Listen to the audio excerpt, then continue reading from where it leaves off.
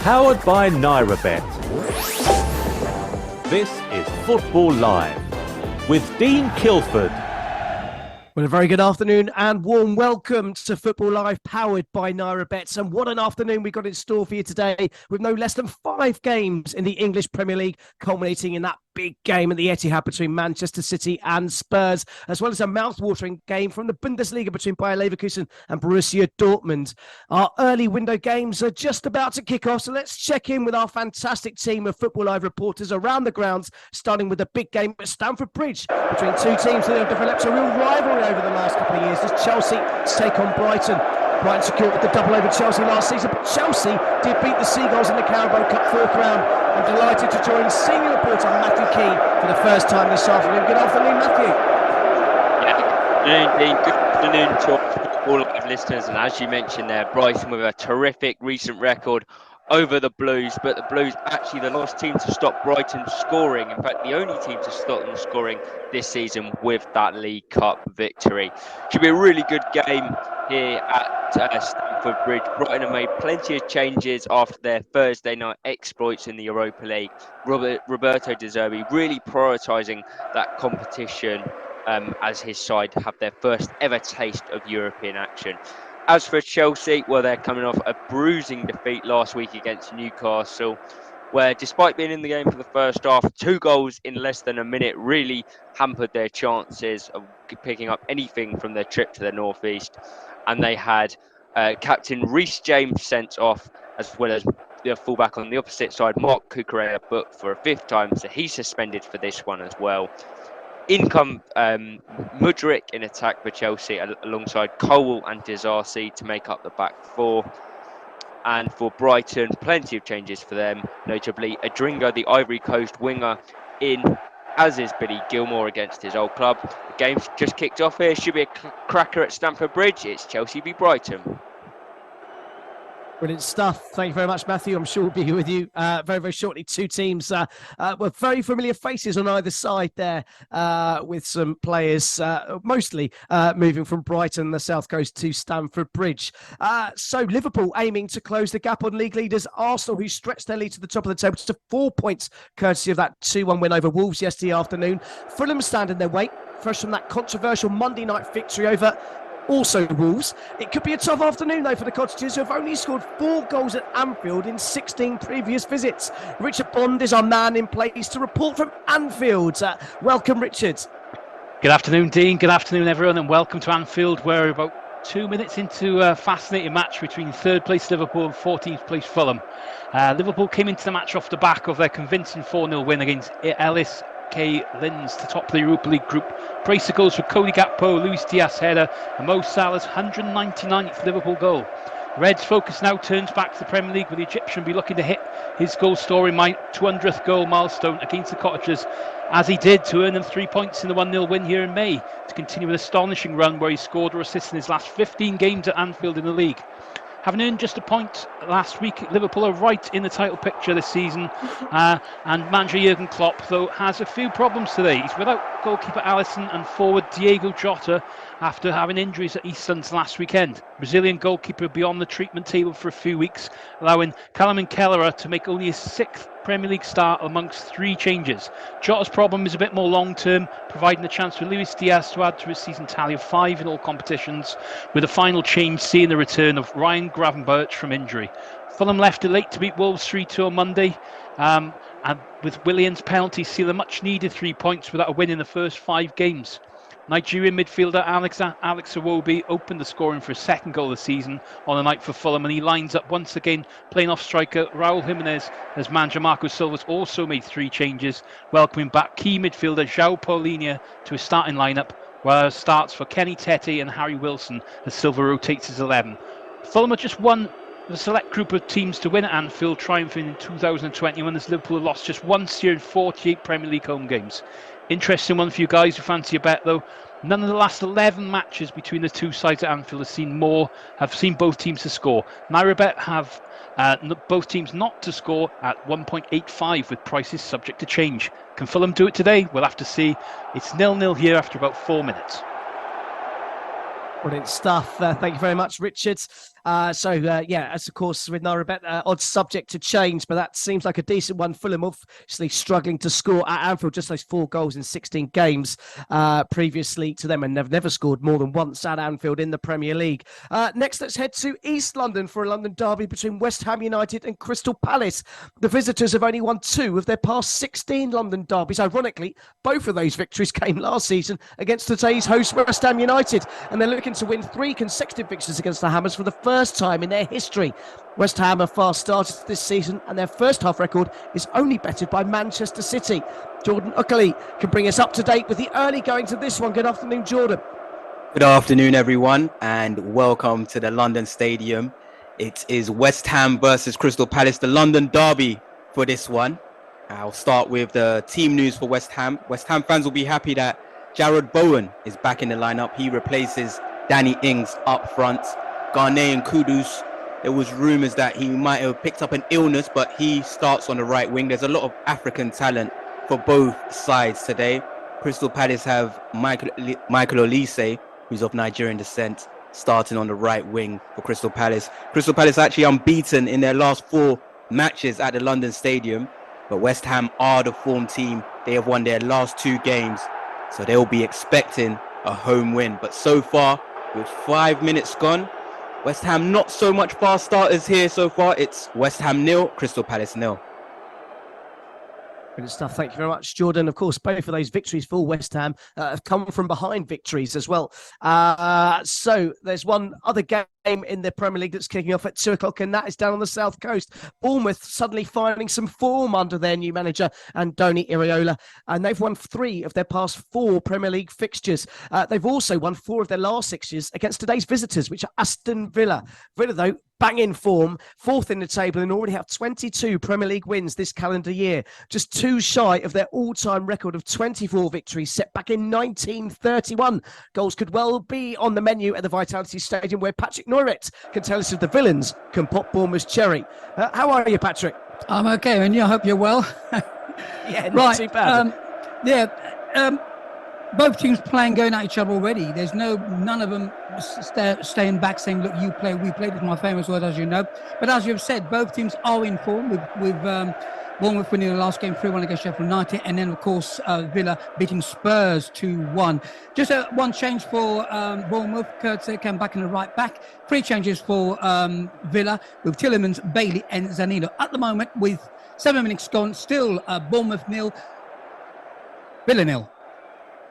Brilliant stuff. Thank you very much, Patrick. Let's go straight back to Anfield, where Liverpool are looking to make the early running against Fulham, Richard Bonds. Yeah, early chance for Liverpool, and it was a really good save from Bernd Leno. It's a really bitterly cold day in Anfield, and Leno will be glad to see that one saved. It was Luis Diaz who had the chance. Long ball over the top from the back, found Mo Salah on the right-hand side. He cut inside to flip the ball across the left thing. In comes Diaz. He just cuts inside the defender, has a shot, and there's Leno just to get down low, just to tip it round the post. Good stop. Early signs that Liverpool are going to be on the attack here. 7 minutes in, Liverpool 0, Fulham 0. Brilliant stuff. Thank you very much, Richard. Oh, well, Richard said there could be an early goal at Anfield. There has been an early goal at Anfield. The goals, powered by NairaBet. Where Liverpool have taken the lead against Fulham, and it's that man, rich in form as he always is, always finds the back of the net. Mohamed Salah has given Liverpool a lead. It's Liverpool 1, Fulham 0, and Anfield will join Richards very, very shortly as a VAR check for a potential offside or a potential foul on the goalkeeper on that one. So we'll wait and see if this goal stands. But the ball is in the back of the net at Anfield. We'll wait to see on the referee's decision there. I can also tell you in Serie A, Fiorentina 1, Salernitana 0 is a latest score. Monaco 1, Montpellier 0 is also a latest score. And in the Nigerian League, Gombe 0, Kano Pillars 1, an early goal there for the visitors in that game. So we're just waiting on that decision at Anfield. Have Liverpool scored? It's a lengthy VAR check on that one. Meanwhile, I believe the goal, there's been a goal down on the south coast. The goals, powered by NairaBet. And it's Bournemouth who have taken the lead. Semenyo with the goal to give the host lead there. I can tell you the goal at Anfield has been ruled out. Let's go and join Richard Bond to tell us exactly what happens. Yeah, it's a huge let-off for Bernd Leno. Really, he spilled a shot from Szoboszlai after a really powerful stinging drive from Luis Diaz. It was from Mo Salah, sorry. Diaz has come in and he's managed to clatter into the keeper, really, and I think that's what they've given the foul for. They've checked against it as Salah's just tapped it into the empty net. It took a bit of a while to sort out, but I think that's what they've gone for, really, the foul on Bernd Leno. But a big let off for the Fulham keeper, sorry. At the moment, though, still Liverpool 0, Fulham 0 with just under 10 minutes gone. Brilliant stuff. Thank you very much, Richard. So Fulham with a lucky escape there. Back in the Nigerian Premier League, Kano Pillars have scored 2 very, very quick goals against Gombe in that game. It's Gombe 0, Kano Pillars 2 inside 11 minutes in the Nigerian Premier League. So just a reminder that Bournemouth have taken lead. Semenyo with the goal in that game. They lead Aston Villa by a goal to 0. We'll get an update from Patrick Norwitt very, very soon on that goal. Let's go around the grounds. We can tell you in League One, there's games finished. Le Havre 0, Paris Saint-Germain 2. Paris Saint-Germain were down to 10 men after just 10 minutes. Their goalkeeper Donnarumma sent off for a serious foul, bringing down the striker on the edge of the area. Went through 1-on-1. It took just 10 more minutes for Kylian Mbappe to score and give the visitors the lead. And then Vitina sealed things in the final minute. Let's now join Patrick Norwitt at the Vitality Stadium to hear about that Semenyo goal. Yeah, I would say to you that it was against the run of play, I would say. What happened was Bournemouth won the ball in the middle of the park. They passed it right for the midfield, got the ball into the box, and a lovely ball inside. And Antoine Semenyo found himself in the box on his own and left-hand corner goal. So keeper was helpless. 11 minutes gone. It's now Bournemouth 1, Aston Villa 0. Good stuff. Thank you very much, Patrick. Just an update from Anfield. Leno is still down, having some medical treatment. That's a good 3 or 4 minutes he's been down, being treated by that injury. So play still hasn't resumed at Anfield. Still Liverpool 0, Fulham 0. That Mohamed Salah goal disallowed for a foul on the Fulham goalkeeper. Still goalless in the game at Stamford Bridge. Chelsea 0, Brighton 0. Let's go and check in though and see how that game has started with Matthew Keir. Is it tense and tight? Brighton normally slow starters after they played in the Europa League. Yeah, that is true. And to be fair, Dean, they've knocked it around quite nicely these opening 10 minutes or so. But Chelsea just now starting to come into the game. They've just had a string of corners which Brighton have just about managed to deal with, although without a couple of issues. Sterling getting involved in the game now, one of Chelsea's bright sparks all season long, and he did really well a couple of moments ago to beat Igor at centre back. Looked to get his shot away, but it was blocked, as I mentioned. Went behind for a corner which Brighton were able to clear. Feels like it's just warming up nicely, this one, after both teams just trying to feel each other out for the first 10 minutes or so. Chelsea heavily favourites in the odds at just 1.70, draw 4.0, and Brighton at quite a large 4.75, considering where both teams are in the table. What I like the look of is over 2.5 goals at 2.50. I think it will be a game that once you get one, could get 2-3 in quick succession. So yeah, those are the odds, of course, courtesy of NairaBet, and of course subject to change. 12 minutes gone, Chelsea 0, Brighton 0. Brilliant stuff. Thank you very much. I'm just going to cut away at the perfect time because there's been a goal at the London Stadium.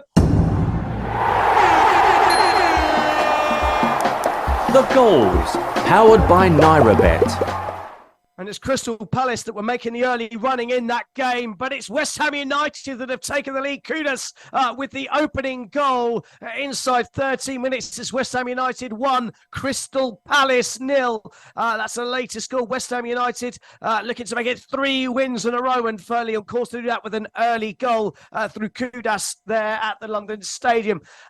So And let's just bring you up to date with the scores as they are. Bournemouth 1, Aston Villa 0, Chelsea 0, Brighton 0, Liverpool 0, Fulham 0, and West Ham United 1, Crystal Palace 0. Let's just check in with Richard Bond. Let's see if Bert Leno is back. In fact, no, let's go straight down to the London Stadium and hear from Jordan Okoli about that opening goal for West Ham United. And West Ham have taken the lead, and it's the Ghanaian midfielder Kudus with the goal. And it was an assist from Sufao, and definitely against the run of play, because it's been all Crystal Palace. Olise's been pulling the strings, but the atmosphere in the London Stadium, the West Ham players were soon going to get it together, and they got it together for this goal. It was a long ball played into Sufao on the wing. He played it back into Kudus, and the goalkeeper, Johnstone, will look back at this one and realise he really could have done better, because it wasn't the cleanest of strikes from Kudus, but Johnstone did not get a strong hand to it, and it ended up falling into the back of the net. And that is Kudus' third goal in the Premier League. What a start to West Ham life he is having. 15 minutes gone, West Ham 1, Crystal Palace 0. Great stuff. Thank you very much, Jordan. It's actually Kudus' sixth goal in 17 appearances for West Ham United. He's really starting to find form in the claret and blue of West Ham United. Let's go back to Anfield and hear about whether Bert Leno is able to continue and just how long that injury was treated for, Richard Bonds.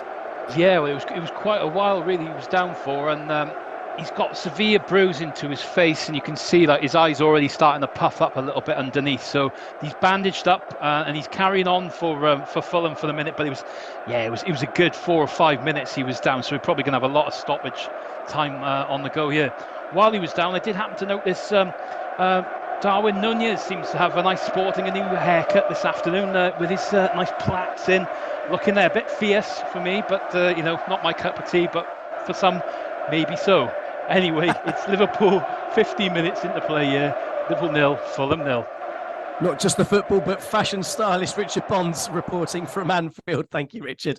Okay, I can tell you about a goal in Serie A. Udinese have taken the lead against Verona. Udinese 1, Verona 0. Capaseli with a goal there after 16 minutes to give the home side the lead in that game.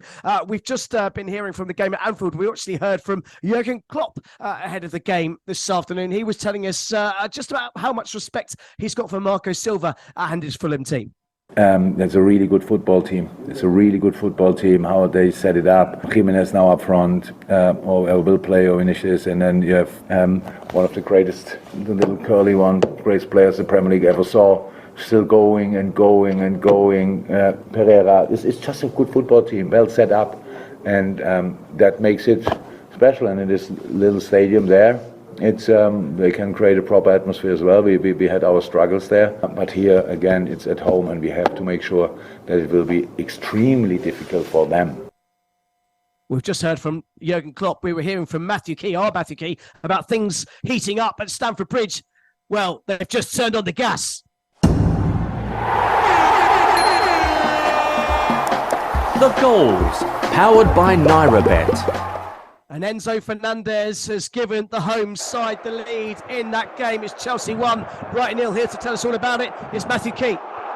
Yes, Chelsea 1, Brighton 0, and it's Enzo Fernandez that has got the goal. The first goal with a Chelsea shirt for the £100 million man. And I mentioned earlier about the corners, Brighton struggling to deal with them, and that's exactly where it's come from. It was a ball in from Sterling to the back post, and then it's absolutely brilliant from Axel Disasi in the team today, taking it down at the back post, flicked it over his head, sort of overhead kick style into the box. It's a perfect ball. Enzo Fernandez is there. He heads in from close range into the bottom corner. Knee slides straight over to the Chelsea fans. There's lots of rain. That looked fun to do. Great start for Chelsea. They've been the better team, and they've got their just reward. 17 minutes gone, and it's Chelsea 1, Brighton 0.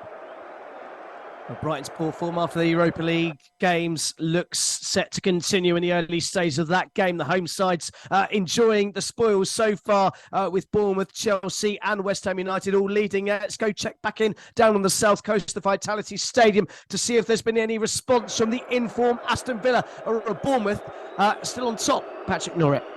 I would say it's 50-50. Aston Villa trying to get back into it, but I tell you what, Bournemouth are working really hard to keep him out, and every tackle's going in. There's been a couple of bookings already on both sides, to be honest.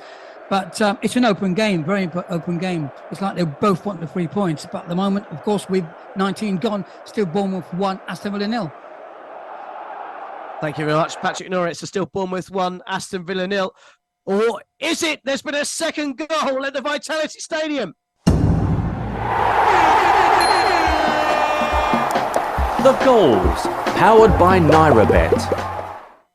And it's an equaliser for the visitors. It's Bournemouth 1, Aston Villa 1. And meanwhile at Anfield, there's also been a goal. The goals, powered by NairaBet. Where Liverpool have taken the lead against Fulham, and this one will count. Trent Alexander-Arnold scoring for Liverpool. I can tell you that Villa's goal was scored by Leon Bailey. So goals going in around the grounds. Before we go to there, let's just hear about another chance for Chelsea in their game against Aston Villa with Matthew Key. Oh, so close to making it 2-0. Brilliant bit of defending from Igor. It was Nicholas Jackson who did brilliantly, won the ball back. Fernandez was there again, got his head on it, but brilliantly deflected behind for a corner by Igor. Chelsea all over Brighton at the moment. Brighton need to get through this stage. Brilliant stuff. Thank you very much, Matthew. Let's go straight to Anfield and hear about that wonderful strike for Trent Alexander-Arnold, Richard Bonds. Wow, what a strike indeed. Yeah, Liverpool taking the lead. It's Liverpool 1, Fulham 0. Trent Alexander-Arnold with a goal. It was a marvellous free kick. Szoboszlai won the free kick about 20 yards out, and he's just bent the free kick over the wall, up and down. It's gone into the top corner, to left top hand corner. A fantastic strike. 2-2 for Trent Alexander-Arnold, who's started to show his critics that he can still do it strong there and pushing his way into the England side for the European Championships next summer. Anyway, Liverpool 1 to the good. Yeah, Liverpool 1, Fulham 0.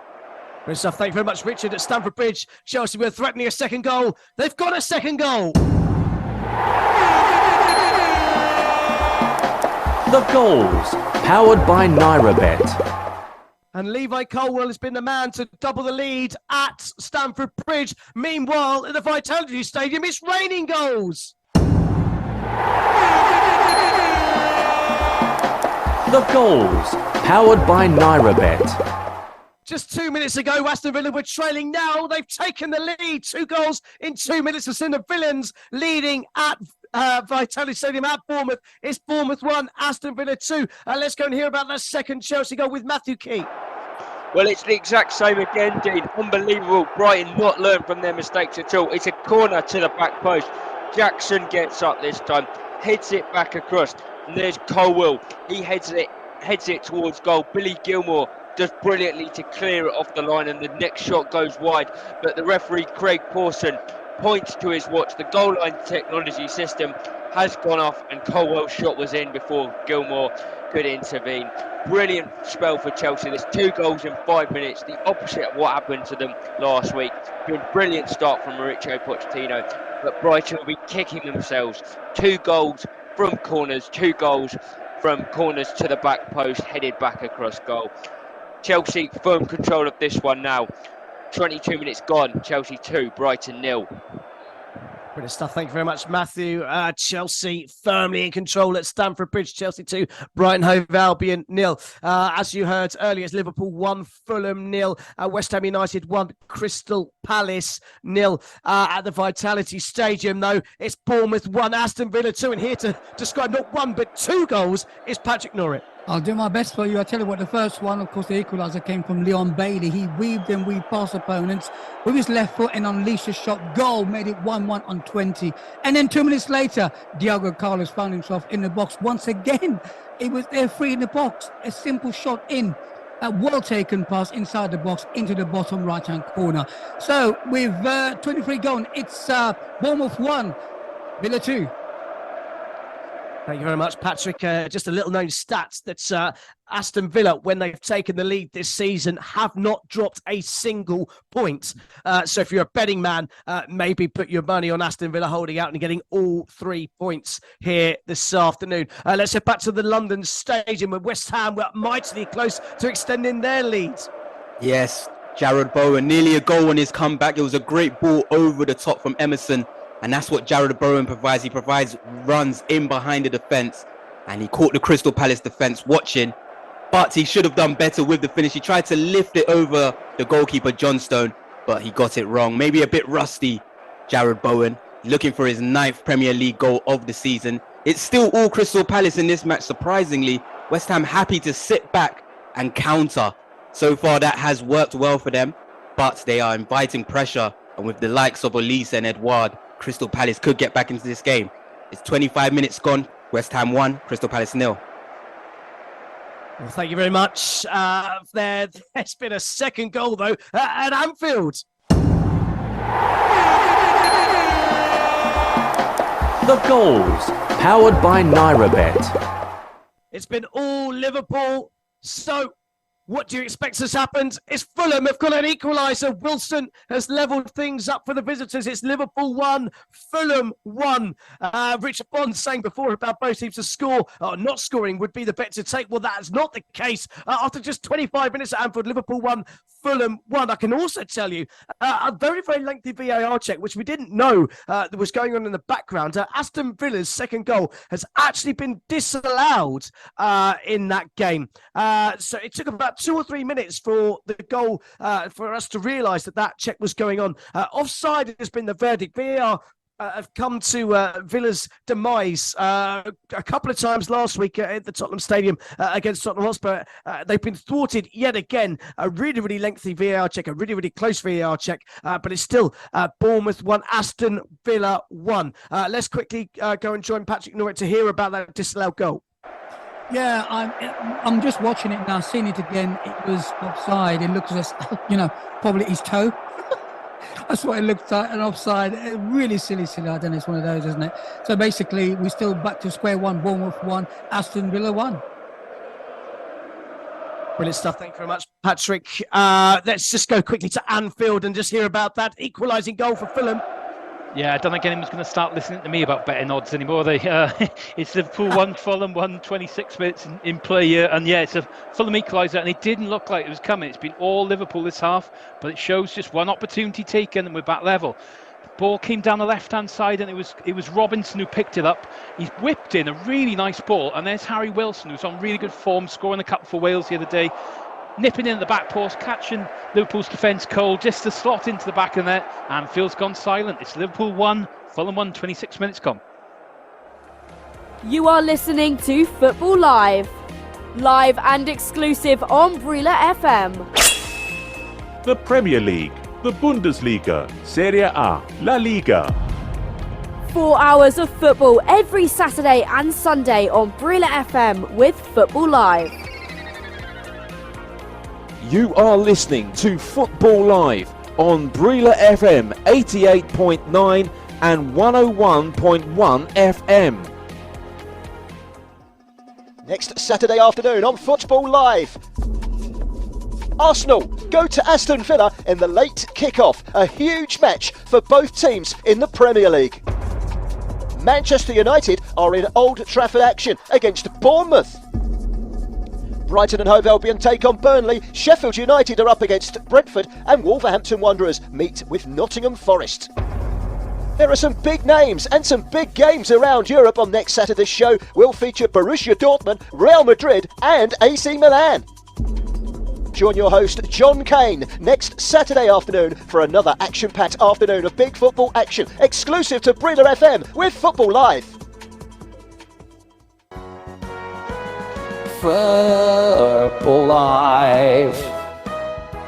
Football's never sounded so good on Brila FM every Saturday and Sunday. You are listening to Football Live on Brila FM.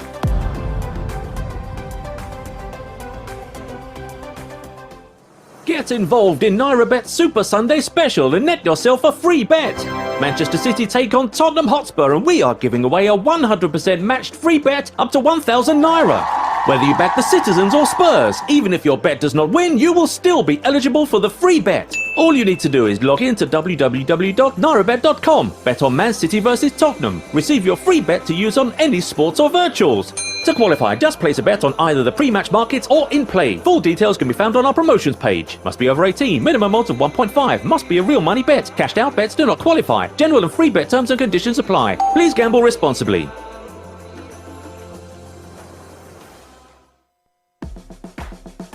You are listening You are listening You are listening to Football Live. to Football Live to Football Live. on Brila FM. Let's get back to the action on Football Live. Powered by NairaBet. This is Football Live with Dean Kilford. Well, an afternoon is already underway in the English Premier League on Football Live. Let's just run through the latest scores as they are.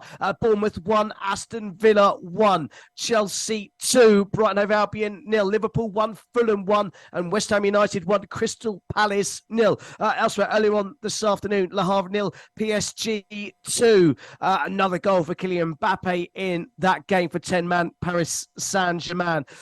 Latest scores in Ligue 1, Brest 1, Clermont 0, Monaco 1, Montpellier 0, and Toulouse 0, Lorient 0. They're all latest scores. It's just kicked off in the Bundesliga between Mainz and Freiburg. We'll bring you updates from the Bundesliga as we get them.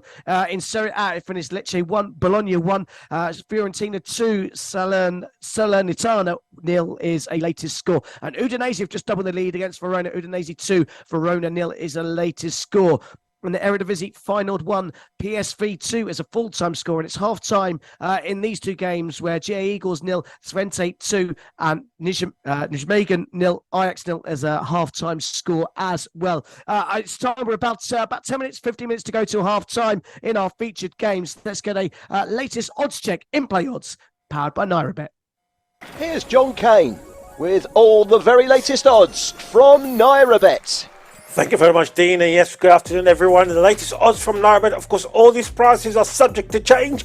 Let's start with Bournemouth. All the games in the 4 Premier League games are in the 30th or 31st minute. Bournemouth Villa are 1-1. Bournemouth are 3.20 for the win. The draw is 3.40. And Villa are favourites with 2.30. Chelsea Brighton. Chelsea are leading by 2-0. Chelsea's bet is suspended. The draw is 13.0 and 34.0 for Brighton to win that game. West Ham Palace is 1-0 to West Ham.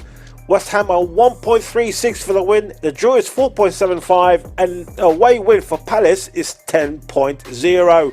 Liverpool Fulham is 1-1 after 31 minutes. Liverpool are 1.36 for the win, so they're still considered as strong favourites for that game. The draw is 5.25 and an away win for Fulham is 9.0.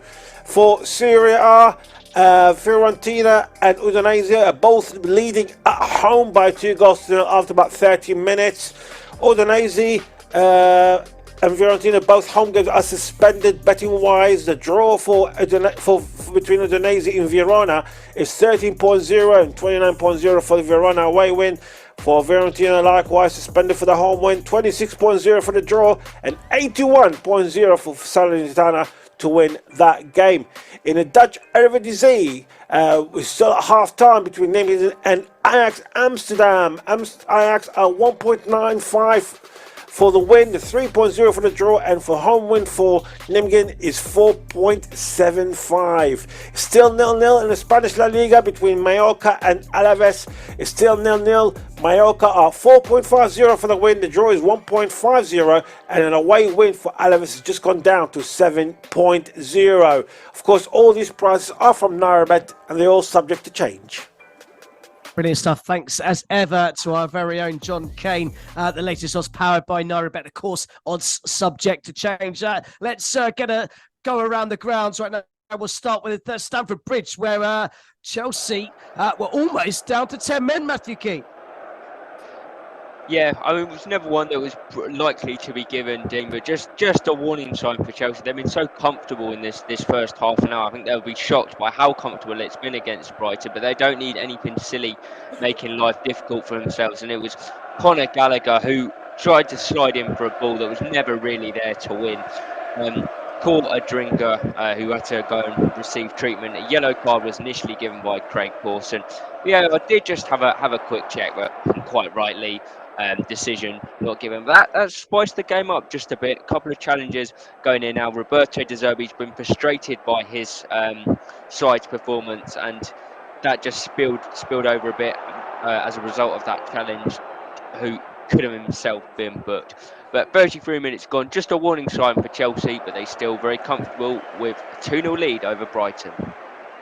Great stuff. Thank you very much, Matthew. I can tell you that Brest have scored a second goal against Clermont. It's Brest 2, Clermont 0. Mateus Pereira Lago with the second goal for the home side there. Let's head off to Anfield and see Liverpool's response to conceding that shock equaliser to Fulham. Well, they've had a decent opportunity to go back in front, and it was Joel Matip who had the chance. Free kick was won on the left-hand side by Kostas Tsimikas. Tsimikas himself, who took the free kick, whipped in a lovely bend-in cross, found the head of Matip, who rose high, but he's just flicked it, and it's just gone slightly just over the bar, inches away. But that's the best Liverpool have come. Fulham have really come back into this one a bit, and they've had quite a bit of possession. Particularly Robinson on the left-hand side. He's been penning back Trent Alexander-Arnold, who was sort of at fault for the goal as such in the first instance there. So it'll be interesting to see how that battle works. And Harry Wilson's already on the score sheet. He's looked lively as well. So Liverpool not having it all their own way this afternoon. 35 minutes gone. Liverpool 1, Fulham 1.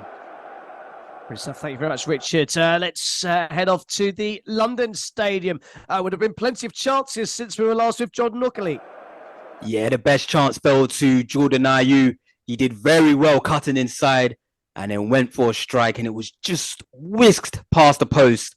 But Jordan Ayew and Kudus have been battling on this flank on the left-hand side, and it's been an exciting battle. The two Ghanaian internationals definitely not holding back going against each other. I would say Kudus is getting the better of Jordan Ayew so far.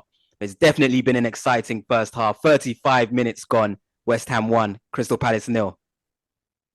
Brilliant stuff. Thank you very much, Jordan. So let's hear how Aston Villa have responded to yet another goal being chalked off for them by a lengthy VAR check. Or have Bournemouth started to rally, Patrick Norrie? Yeah, they're both going at each other at the moment, I can tell you. But Bournemouth have what I call a very balanced midfield.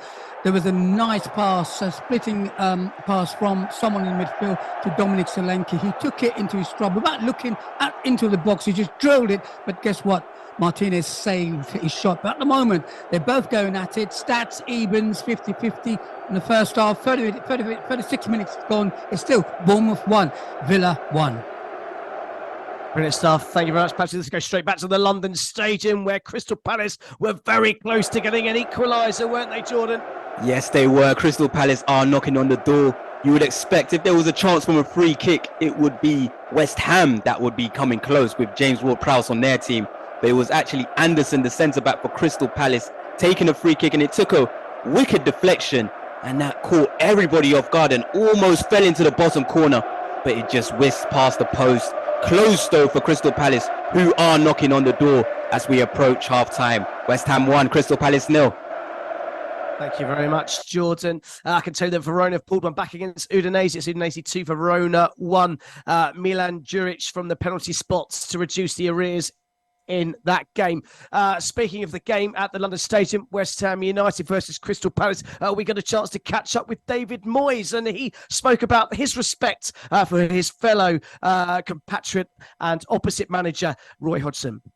Yeah, I mean, look, Crystal Palace have always been a tough team to play against throughout the years, and Roy being the manager as well, always incredibly well organised and prepared for whoever they're playing against. So really tough game for us. All the games in the Premier League are, we'll go about the job the same way we have and hopefully try and pick up another 3 points. I'm trying to stabilise the club and get the club at a good level, which a consistently good level. And I've said before, because I've done this before, is quite often it's a bit up and down. We made sure last year that something special happened, and it was winning a trophy, so we were able to deal with that. This year we're a little bit the same. We've brought in quite a few new players and we're still trying to get them integrated, getting used to them like we had the year before, but thankfully we've got off to a much stronger start this year in the Premier League. David Moyes there speaking on behalf of Roy Hodgson, and one of the teams that Roy Hodgson used to manage has found the back of the net. The goals, powered by NairaBet. Well, in fact, he used to manage both the teams playing at Anfield right now, but it's the home side that have retaken the lead. Alexis McAllister with the goal to restore Liverpool's advantage. It's Liverpool 2, Fulham 1. Alexis McAllister with the second goal for the home side there. So they've retaken the lead at Anfield. It's Liverpool 2, Fulham 1. Alexis McAllister with that goal. Well, we will hear from Richard Bond very, very shortly on that goal. Just gives me time to update you on these scores elsewhere. It's about 10 minutes to go in the Liga. Mallorca 0, Alves 0 is the latest score. In the Eredivisie, it's kicked off in the second half. It's GA Eagles 0, Twente 2, and Nijmegen 0, Ajax 0, their latest scores. And in the CAF Confederation Cup, that's taking place today. It's about 10 minutes to go. Abu Salim from Libya 0, Sagrada 0, and Supersport United 0, USM Alga 2, their latest scores. Just while we wait to hear about that second goal for Liverpool, let's go back to Stamford Bridge with Chelsea. We're almost 3 to the good. Yeah, really good play from Mykhailo Mudryk, who's come in to the team today, and I'm sure this is more of what Chelsea fans would like to see on a regular basis from him.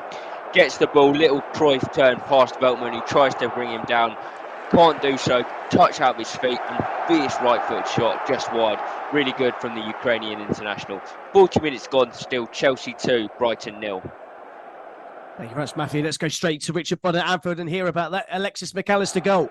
Well, it just keeps getting better, these strikes this afternoon. We thought the first one was good from Trent Alexander-Arnold, but this McAllister one, oh my word, 30 yards out. There's a ball that's just come out from the Fulham box, has been half cleared. McAllister just lets it bounce and just smashes a half volley, and it's just sailed into the top corner like an arrow. Unbelievable strike. Leno absolutely no chance with that one. Liverpool back ahead just before half time. Well, we probably have a few minutes extra, as I said earlier on, but Liverpool 2, Fulham 1, 40 minutes on our clock at the moment. Brilliant stuff. Thank you very much, Richard. So Liverpool retaking the lead and looking to close that gap to just 2 points on league leaders Arsenal. So Bournemouth 1, Aston Villa 1, Chelsea 2, Brighton 0, Liverpool 2, Fulham 1, as you just heard, and West Ham United 1, Crystal Palace 0. They're the latest scores in our featured games in the English Premier League. Of course, later on today, we've got Manchester City versus Tottenham. What a mouth-watering encounter that proves to be. Plenty of goals, I'm sure, will be on the menu for that game. Of course, we bring you action from the Bundesliga, Bayer Leverkusen versus Dortmund as well. That's also a mouth-watering encounter as well between two big teams from the Bundesliga. I can tell you it's 12 minutes gone in the game between Mainz and Freiburg. It's still goalless in that game. In League One, I can tell you, Brest 2, Clermont 0, still the latest score. Monaco 1, Montpellier 0, Toulouse 0, Lorient 0, their latest scores. In Serie A, Fiorentina 2, Salernitana 0, and Udinese 2, Verona 0, Verona 1. We're going to the final 5 minutes of the games in those games I've just mentioned there. And in the Nigerian League, Super League, I can tell you it's 3-1 is a latest score just in that game. Just telling you that as my monitors decided to freeze on me as I went to give you the update of that game. Gombe 1, Kano Pillars 3, just going into injury time at the end of the first half there. Let's head down to the South Coast. It sounds like a thrilling game between Bournemouth and Aston Villa, both teams going to and fro. Any signs of either side retaking the lead, or taking the lead, I should say, in that one, Patrick? Not at the moment. They sort of cancel each other out. You know, if you were neutral watching this game, you wouldn't know that one team was fourth and the other one was like 16th on the table. They're both at it, and I must say I'm very impressed with Bournemouth. Very closing them down, keeping the ball well, and Aston Villa do what they do. So at the moment, 43 gone. It's still Bournemouth 1, Aston Villa 1. Brilliant. Thank you very much for that, Patrick. I can tell you there has been another goal at Stamford Bridge where Chelsea have been absolutely brilliant. The goals, powered by NairaBet. But it's Brighton who have found the back of the net. Matthew Key did say that Chelsea needs to be aware. Brighton could and should, find their way into this game, and they have. Let's go and hear about that goal that has got Brighton right back in it through Matthew Key. Yes, it's an absolute sucker punch for Chelsea, because with their first shot of on target of the game. But really their first notable attack in this first half.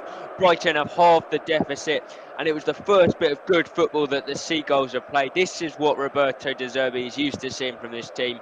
Lovely play from one end of the pitch to the other, and Adringa managed to find Lallana, who faked the shot, slid it out to Buonanotte, and he cut inside past Levi Colwill, and right-footed shot curled it beautifully past Robert Sanchez into the bottom corner.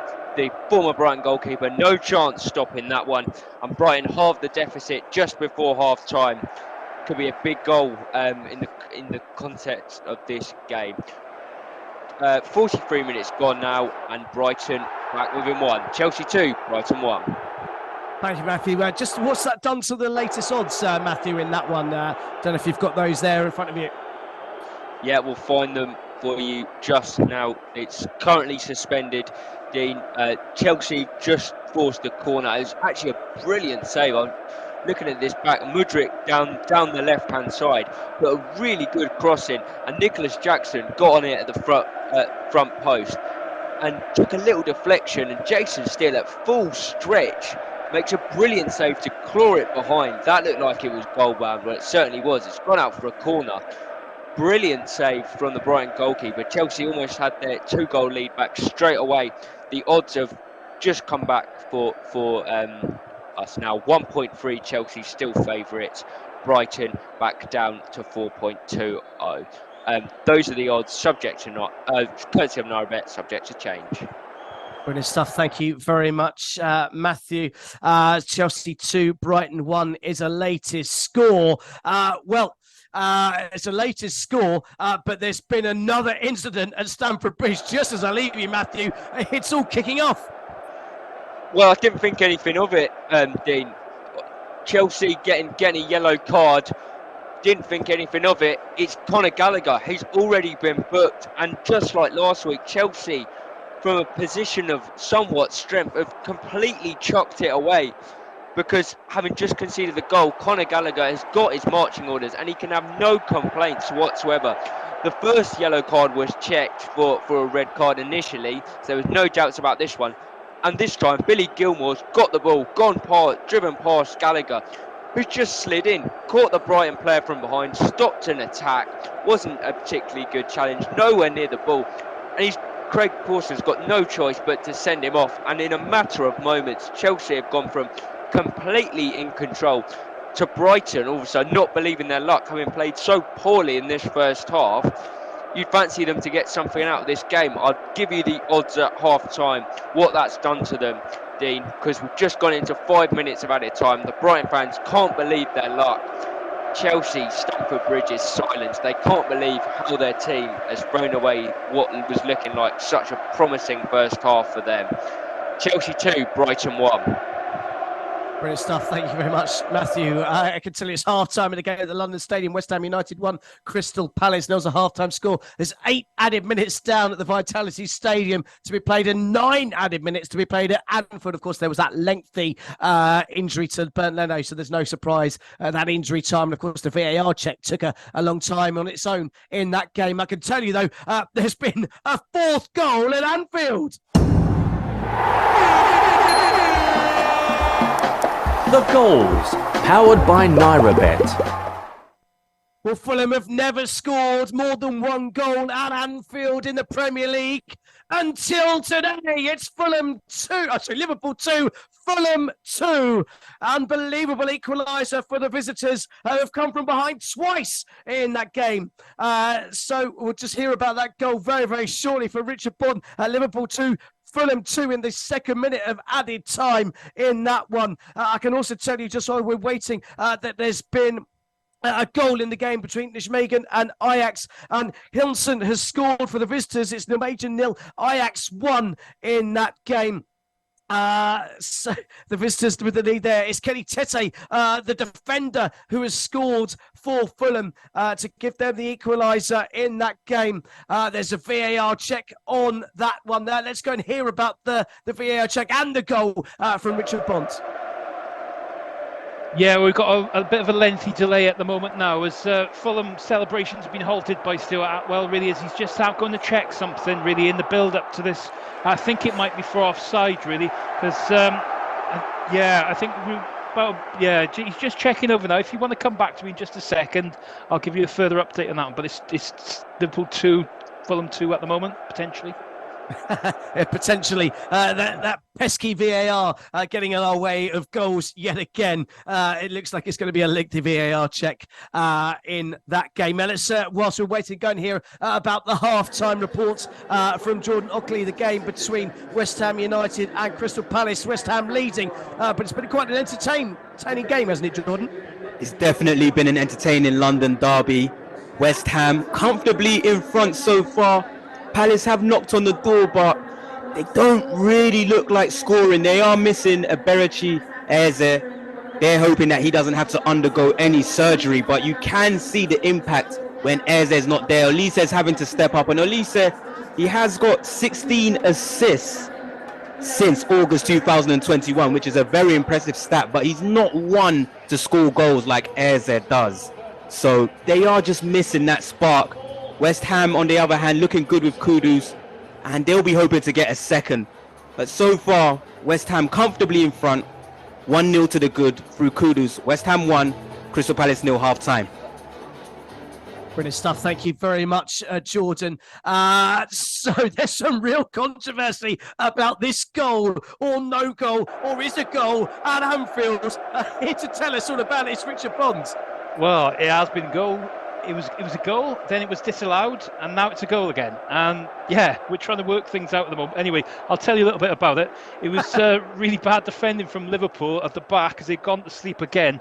And Jimenez has been first to a corner from the left-hand side. There's a flicked out header that's just reached the path of Tete, who's just kind of tapped it in at the back post past Kelleher. But it's hard to say really if he's onside or not. I think Tete's onside, but I think it's Paulinho, who's offside. I think that's what it's been given for. But they went across to VAR, and they had a good look at it, and it looked like they weren't going to give the goal. He's gone back, he's had a thought about it, and he's given it. So, breathless stuff. Anyway, with Liverpool 2, Fulham 2, with about a couple of minutes of stoppage left. VAR ever at the centre of conversation, but dare I say, the referee has taken control and taken charge and maybe given a positive decision. That's a positive thing today. Meanwhile, let's go back to Stamford Bridge, where where Chelsea were in complete control. They've lost their heads and they nearly lost their lead, Matthew Key. Yeah, the game has completely flipped on its head, and Brighton won't want to go in to the break. We're just about to reach that now, having had our 5 minutes. But good shot, Evan Ferguson. First time he's been in the game. Good shot, saved by Sanchez. Goal kick was given, but replays did show Sanchez did get fingertips on it. So good save from the former Brighton keeper. Chelsea 2, Brighton 1, just about to reach half-time. Brilliant stuff. Thank you very much. I said to you before that Fulham had never scored more than one goal at Anfield. They may very well have scored 3. The goals, powered by NairaBet. There is a lengthy VAR check in place, but as it stands, it's Liverpool 2, Fulham 3. Can you believe it? At Anfield, Liverpool in complete control suddenly find themselves behind at the interval. Liverpool 2, Fulham 3. A lengthy VAR check. We'll get an update from Richard Bond as soon as we can on that game. I can tell you it's half-time at the game at Stamford Bridge. Chelsea 2, Brighton 1 is a half-time score. I can tell you that VAR check has disallowed the goal. So Fulham haven't scored on this occasion after the previous one has been given. I can tell you quickly in the Nigerian Premier League, Gombe 2, Kano Pillars 4 is the latest score.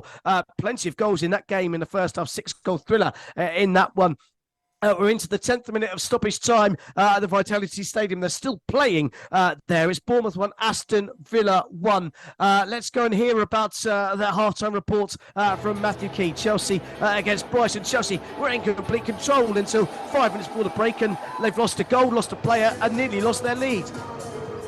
Yeah, really good first half at Stamford Bridge. Chelsea would have been delighted 5 minutes ago, but such is the way of football. The game has completely turned. 2 goals in a matter of 3 first half minutes, both from corners. First from Enzo Fernandez, his first Premier League goal in a Chelsea shirt, and then Levi Colwill, after the goal line technology, which we know always works, did its job correctly once again. And Chelsea 2-0 up and absolutely cruising at that point against what had been a really poor Brighton Hove Albion performance. But then the big moments. Buonanotte first for Brighton after a really good sweeping move, their first good move of the entire game. Finished really well past Sanchez into the bottom corner, and then Conor Gallagher, already on a yellow card, slid on ex-Chelsea man Billy Gilmore.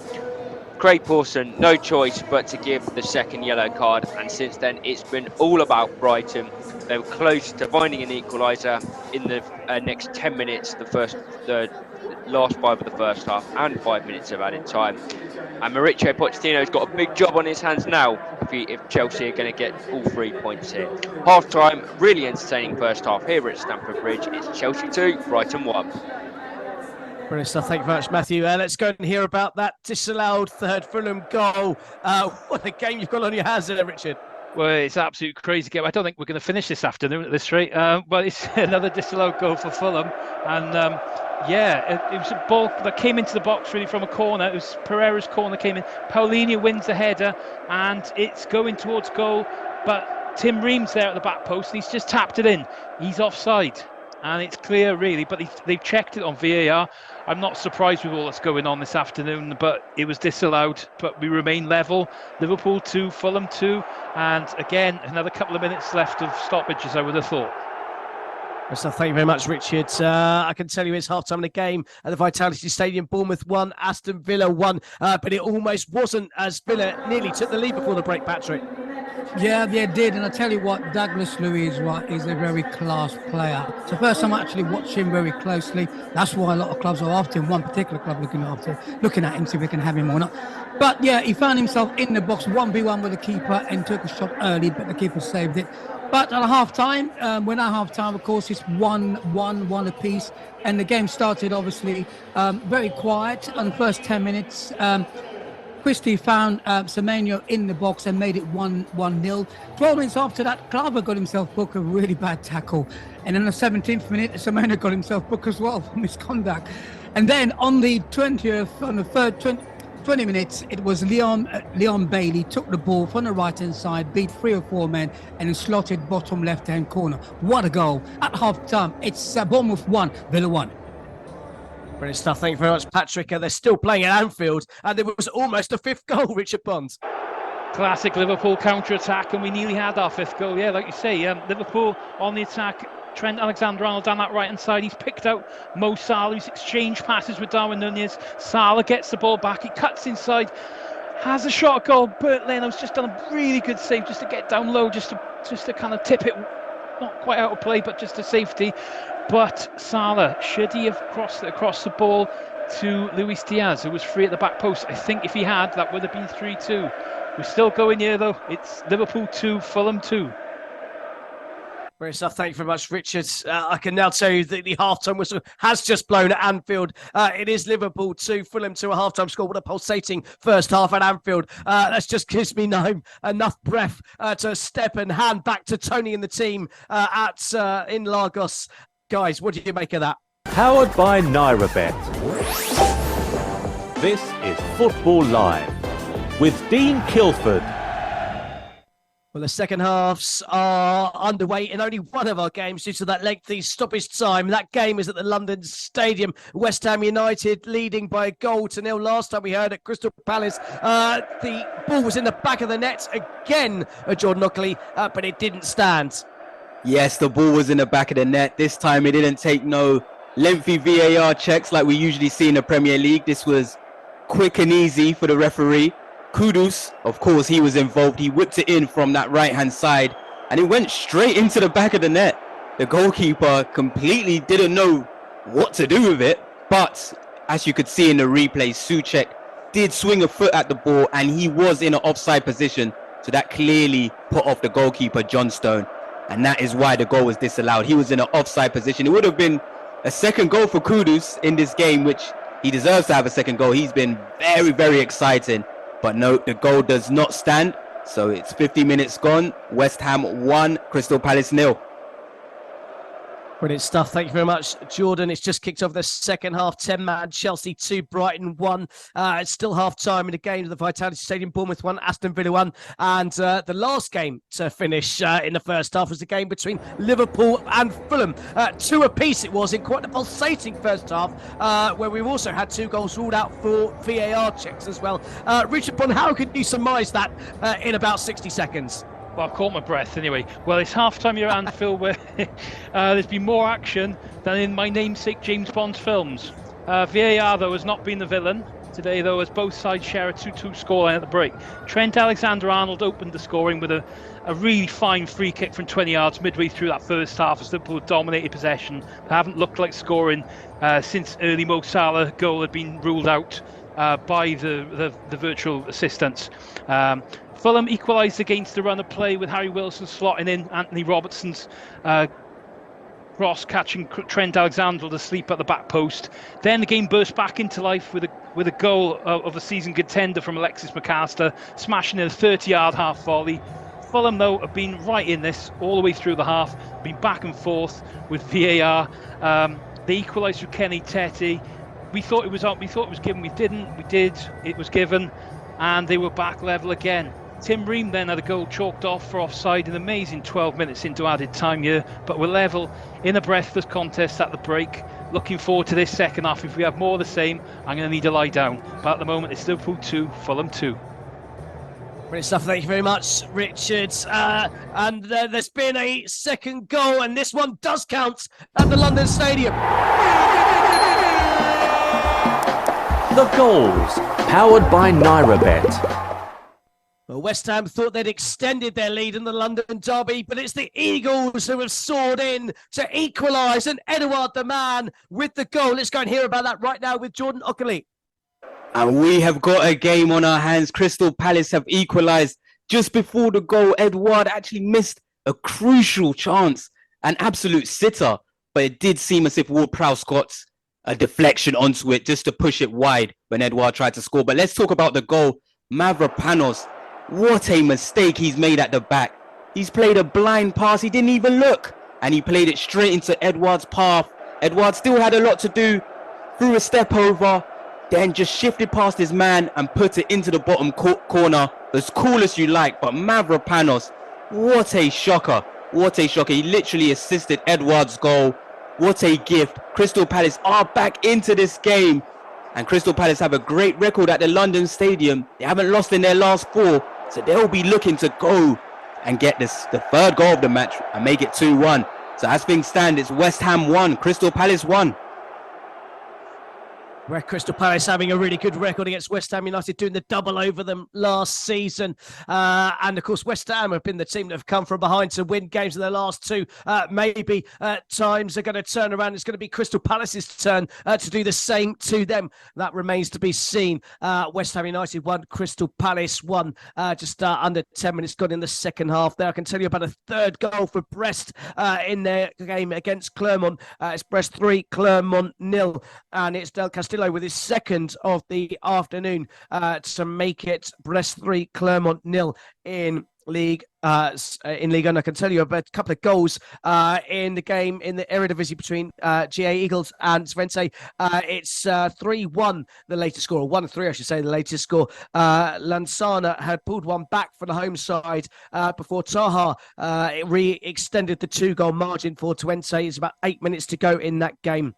3-1 to the visitors there. I can say it's half-time of the game in the Nigerian Premier League. Gombe 2, Kano Pillars 4. It's kicked off in that second half at the Vitality Stadium out in Bournemouth and Aston Villa. And it's the home side that have come out all guns blazing, Patrick.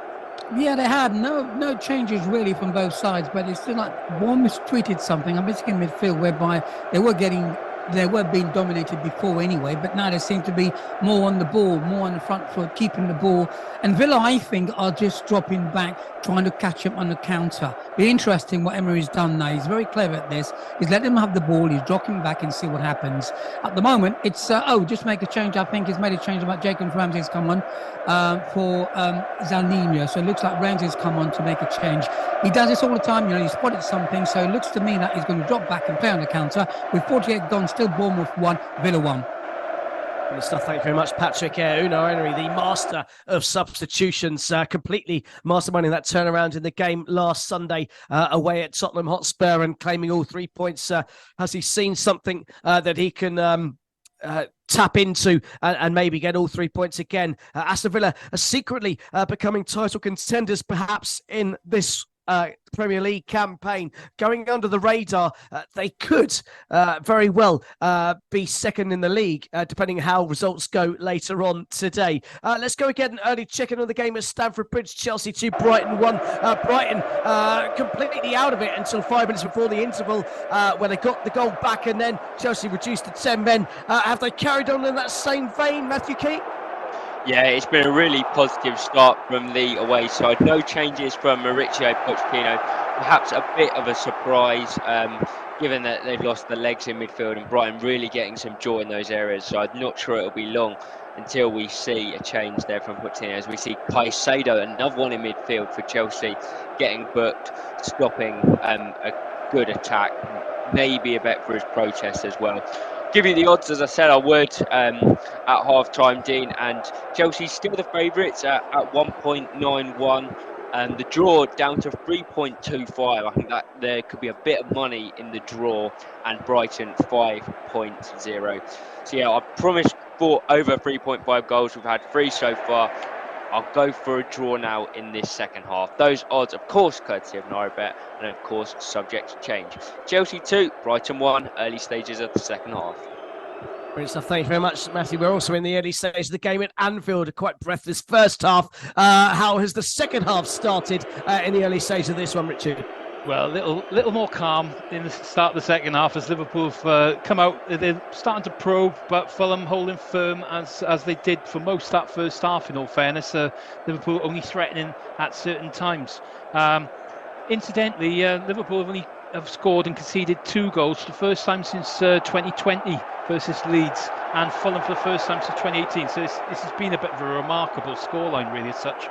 As we've had this afternoon. I've got some odds for you as well, really, from NairoBet. If you fancy Liverpool to come out on top this afternoon, it's 1.57 in play at the moment, with a draw at 3.50. And if you fancy Fulham to get a bit of a shock, as they threatened in the first half, 8.50 is quite a good price on there. Odds, of course, subject to change from NairoBet. So we're looking for an entertaining second half here, but at the moment it's Liverpool 2, Fulham 2, 3 minutes in the second half. Thank you very much, Richard. We've just been talking about Liverpool. A former Liverpool player has just found the back of the net. The goals, powered by NairoBet. And it's down on the south coast where Dominic Solanke has restored Bournemouth's lead.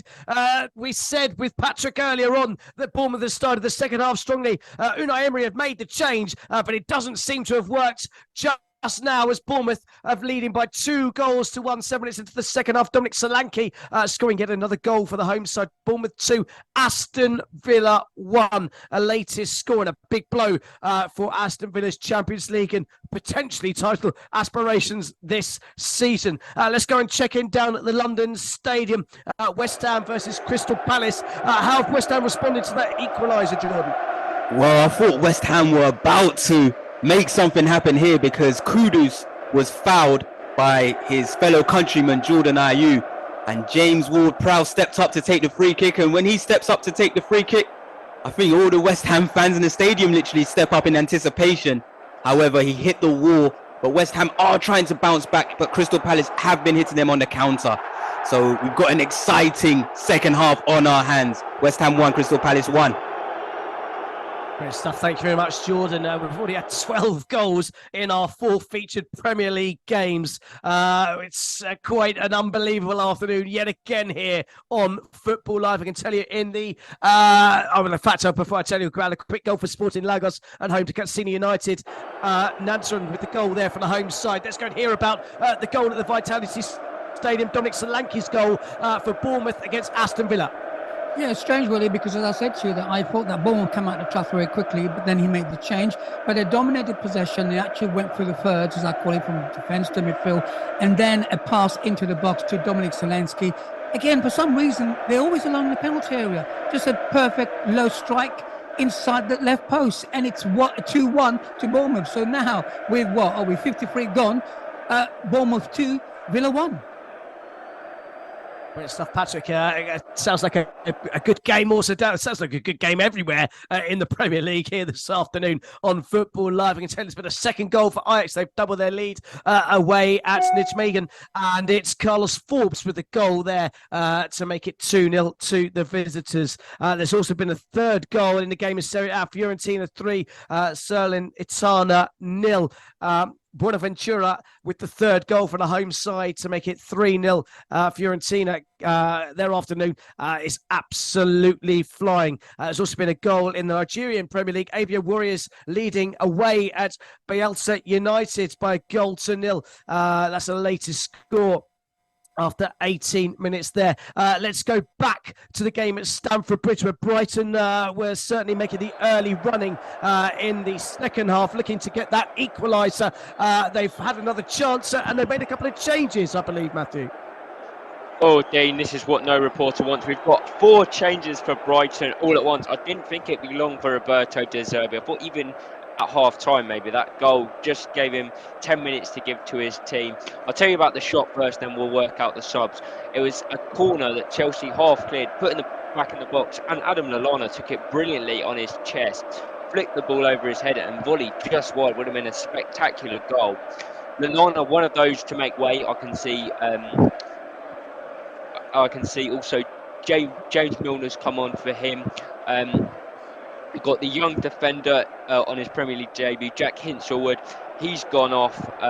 Pascal Gross, another one to come on. João Pedro and Mitoma, the other 2 coming on. So really attacking changes here. I think Roberto De Zerbi really fancies this now. See who the next 2 come on, but Brighton really going for it now. We'll have to see if it's one of them is Evan Ferguson that makes way as João Pedro jogs on. Obviously 2 goals last week for him against Nottingham Forest.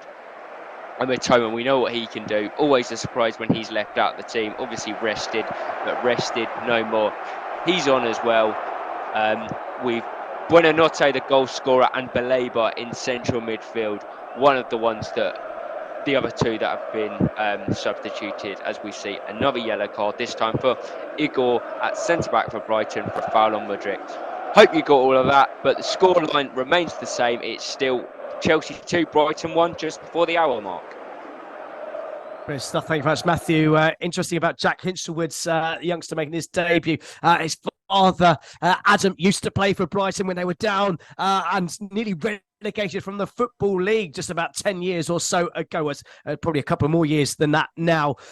He played in that famous game where they scored with the last kick of the game to stay in the league. And his son now following in his father's footsteps and making his Premier League debut. Boy, that seems like a dream in the making for those Seagull fans who'll be pinching themselves at where they stand right now. Let's go and hear about another chance for Liverpool as the second half starting to heat up in the game between Liverpool and Fulham, Richard Bonds. Yeah, Liverpool have started to fire in this second half now, and we've had a couple of chances actually now. It's Dominic Szoboszlai, first of all. He came cut inside, just had a really good effort, which was deflected wide by Calvin Bassey, who's played really well this afternoon, the big Nigerian centre-half. Following corner, came back in. Then it came to Darwin Nunez, who's managed just to get a header on. He's clattered the crossbar, and it was cleared away. Mo Salah then managed to, on a counter-attack, just minutes later, picked the ball up on the right-hand side. He interchanged passes with Szoboszlai, fed through to Nunez, and again, he's hit it wide. He's looking a bit frustrated this afternoon, Nunez, but you wouldn't bet against him scoring, would you? At the moment, though, it's Liverpool 2, Fulham 2, 10 minutes into the second half. Brilliant stuff. Well, that remains to be seen. Nunes is a bit at Marmite, isn't he? Has plenty of chances. We love his work rate and endeavour, but he struggles to find the back of the net on occasion. And that's the frustrating thing for those Liverpool fans. But chances do seem to come his way. Will he make one of them count here this afternoon at home to Fulham? Let's just bring you an update for another goal in the game between Nijmegen and Ajax. And Nijmegen have pulled the goal back through Tabzan deep into injury time there. It's Nijmegen 1, Ajax 2 are into the third of 3 additional minutes in that game. Straight back to the London Stadium where West Ham United almost restored their lead against Crystal Palace, Jordan. Yeah, it was a big chance for Emerson. It was a great ball over the top from Paqueta. We haven't seen too much of Paqueta in this game. It was a great pass. Olise did not track the runner, and Emerson was almost in, but the volley was just a bit too rushed, and it went way over the crossbar. But I think, in my personal opinion, the next goal wins this match, in my personal opinion. It's finally poised right now. And I would say whoever gets that next goal will go on to win this game. Bowen hasn't been able to get into this match. We might see a change. Perhaps Muamba might come on. He scored recently because Bowen just hasn't been able to get involved. Maybe a bit of rust. But it's 1-1 and it's finally poised between West Ham and Crystal Palace. West Ham 1, Crystal Palace 1. Brilliant stuff. Thank you very much, Jordan. Straight down to the Vitality Stadium. Has there been any response from Aston Villa? Not clear chances, but I tell you what, Bournemouth are dominating all over the park, and Villa's finding it difficult. They have to play on the break, but I think Bournemouth's trying to get another one. And I think that the player was causing them the problem is Antoine Semenyo. Every time he gets the ball, he just runs with it and causes problems all the time. And the way Bournemouth play, they get it from midfield. They don't mess around and just get it forward quickly as they can, and then to turn the back for Villa. At the moment, it's all Bournemouth. 60 gone. It's Bournemouth 2, Villa 1. Brilliant stuff. Thank you very much, Patrick. I can tell you that there's a VAR check at Stamford Bridge where Chelsea potentially have got a penalty. Mykhailo Mudryk is the man at the centre of attention. Let's go and just talk about that with Matthew Key just to find out exactly what happened there. Yeah, well, it was a Brighton. It all came from a Brighton corner. Chelsea did well to clear, and then Sterling was away, and he drove at the Brighton defence. So you would thought they would just bring him down, but he was able to get the pass off to Mudryk, and all of a sudden the Ukrainian was through on goal, and he's taken a touch. He's had a tangle with James Milner. He's gone down. Initially, the referee didn't give a penalty. Still being looked at now. I think the concern also from a Brighton point of view is that both players have sort of fallen down in slow motion. Milner's also clattered into Steele, the goalkeeper, so could be a potential problem for the Brighton goalkeeper. There is now, Craig Pawson is going over to the monitor. We normally know what this means. It normally means he's going to overturn his decision and give a penalty. To be honest, it looks like just a coming together, really. Didn't look like there was too much of a foul.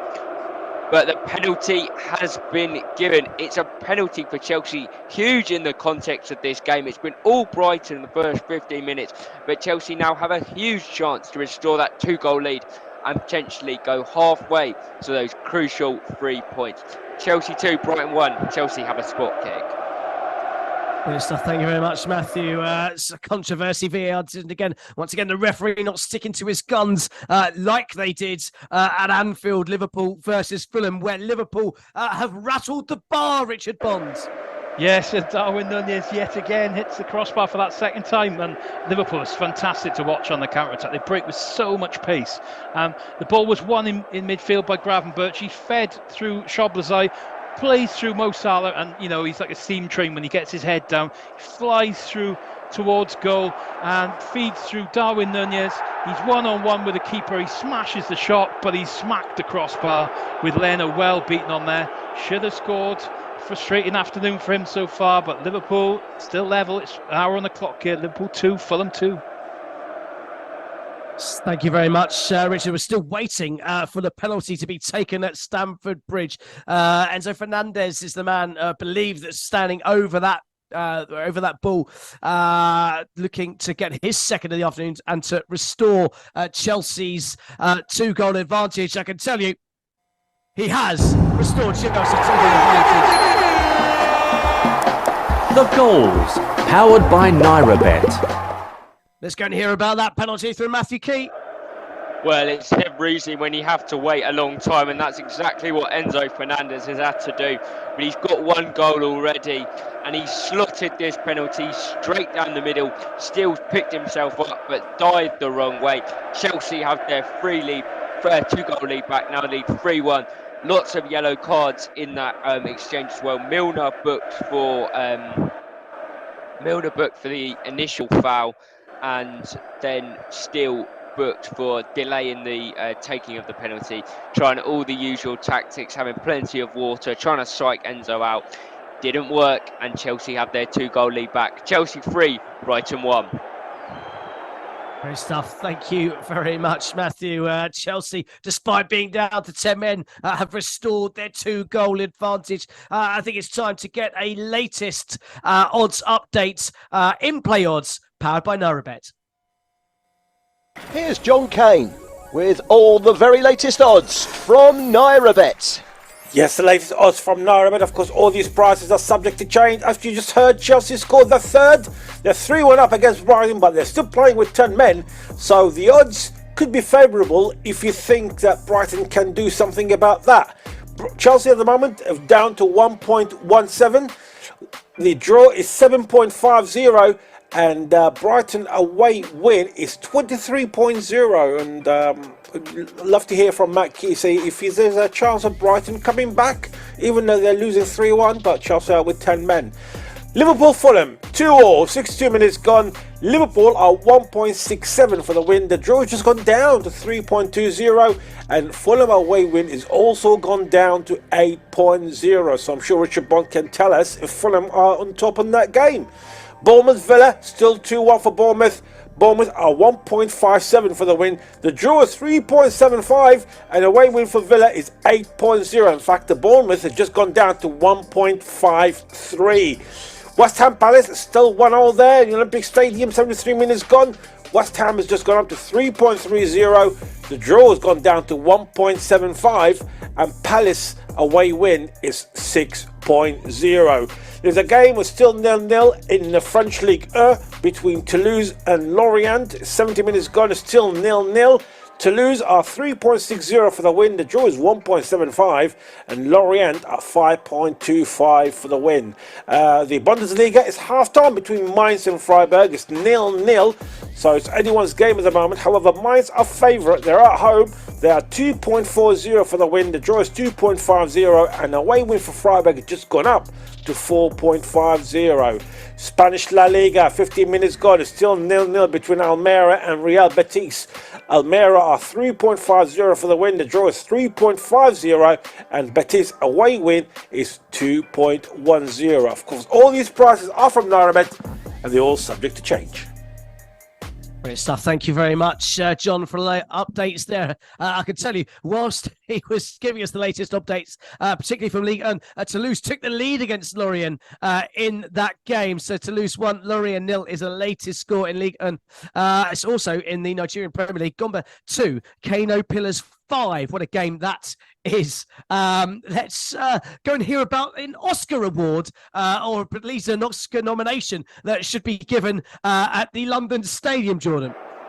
Yeah, and that Oscar award goes to Paqueta because he was barely touched. I don't even think Edouard touched his face at all, but he went down dramatically, grabbing his face, trying to stop Crystal Palace's counter-attack, but the referee wasn't having any of it. He let play go on, and of course, he's fine. A change has been made by West Ham, not a substitution, but a tactical change. Bowen has now gone to the wing, and Kudus has gone up front, and it already seems to be making a difference. Bowen is getting more into the game, taking on players, and we know Kudus is a direct threat when he gets on the ball. He's always looking to score a goal, so this can be a positive change for West Ham. 15 minutes left. West Ham 1, Crystal Palace 1. Great stuff. Thank you very much, Jordan. I can tell you the team news from the Etihad. Manchester City made 3 changes from the side who beat Leipzig in midweek. Ederson, Doku and Alvarez are in for Ortega, Rico Lewis and Jack Grealish. Interesting to note, John Stones and Mateo Kovacic both on the bench returning from injury for Tottenham. Just the one change, an enforced change from that loss to Aston Villa after Matty Cash's rash challenge on Bentancur. He's out for 3 months. He's Basuma's back from suspension and takes his place in midfield. That game, of course, coming up at 5:30 here this afternoon. Meanwhile, let's go back to the game at the Vitality Stadium. Let's hear about another chance for Bournemouth. Yeah, it was a wonderful chance by Dominic Solanke to make it 3-1. The ball down the right-hand side. And a wonderful cross. He met it. And guess what? The keeper pulled off a great save. It could have been 3-1. And Emery now's made a change. He's taken John McGinn off to replace by John Duran. Obviously, he's not happy what he's seeing. But Bournemouth enjoying possession and trying to hit them. What Bournemouth are doing, they're trying to get the ball, trying to hit them on the counter. And at the moment, I would say Bournemouth is dominating. And I think they'll probably get the next goal. It's Bournemouth 2, Villa 1. You are listening to Football Live. Live and exclusive on Brila FM. The Premier League, the Bundesliga, Serie A, La Liga. 4 hours of football every Saturday and Sunday on Brila FM with Football Live. You are listening to Football Live on Brila FM 88.9 and 101.1 FM. Next Saturday afternoon on Football Live. Arsenal go to Aston Villa in the late kick-off. A huge match for both teams in the Premier League. Manchester United are in Old Trafford action against Bournemouth. Brighton and Hove Albion take on Burnley. Sheffield United are up against Brentford and Wolverhampton Wanderers meet with Nottingham Forest. There are some big names and some big games around Europe on next Saturday's show. We'll feature Borussia Dortmund, Real Madrid and AC Milan. Join your host John Kane next Saturday afternoon for another action-packed afternoon of big football action exclusive to Brila FM with Football Live. Football Live. Football's never sounded so good on Brila FM every Saturday and Sunday. You are listening to Football Live on Brila FM.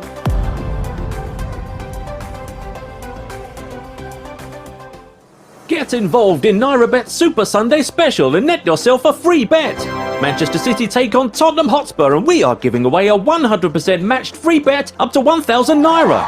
Whether you back the Citizens or Spurs, even if your bet does not win, you will still be eligible for the free bet. All you need to do is log in to www.nairabet.com, bet on Man City versus Tottenham, receive your free bet to use on any sports or virtuals.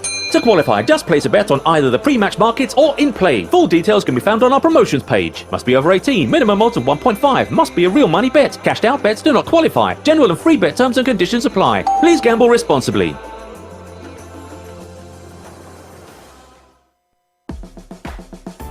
You are listening. You are listening You are listening to Football Live. to Football Live to Football Live. on Brila FM. Let's get back to the action on Football Live. Powered by NairaBet. This is Football Live with Dean Kilford. Well, no goals to tell you about in the Premier League, but there has been another goal in Serie A, where Udinese blew a 2-goal lead at home to Verona, but they've retaken the lead with about 20 minutes to go in that one. Luca with his second of the afternoon to make it Udinese 3, Verona 2, with about 20 minutes to go in that one. Let's go back to Anfield. Nunes was the man Richard Bunn brought up at the start of this second half, and he has certainly been in the thick of the action.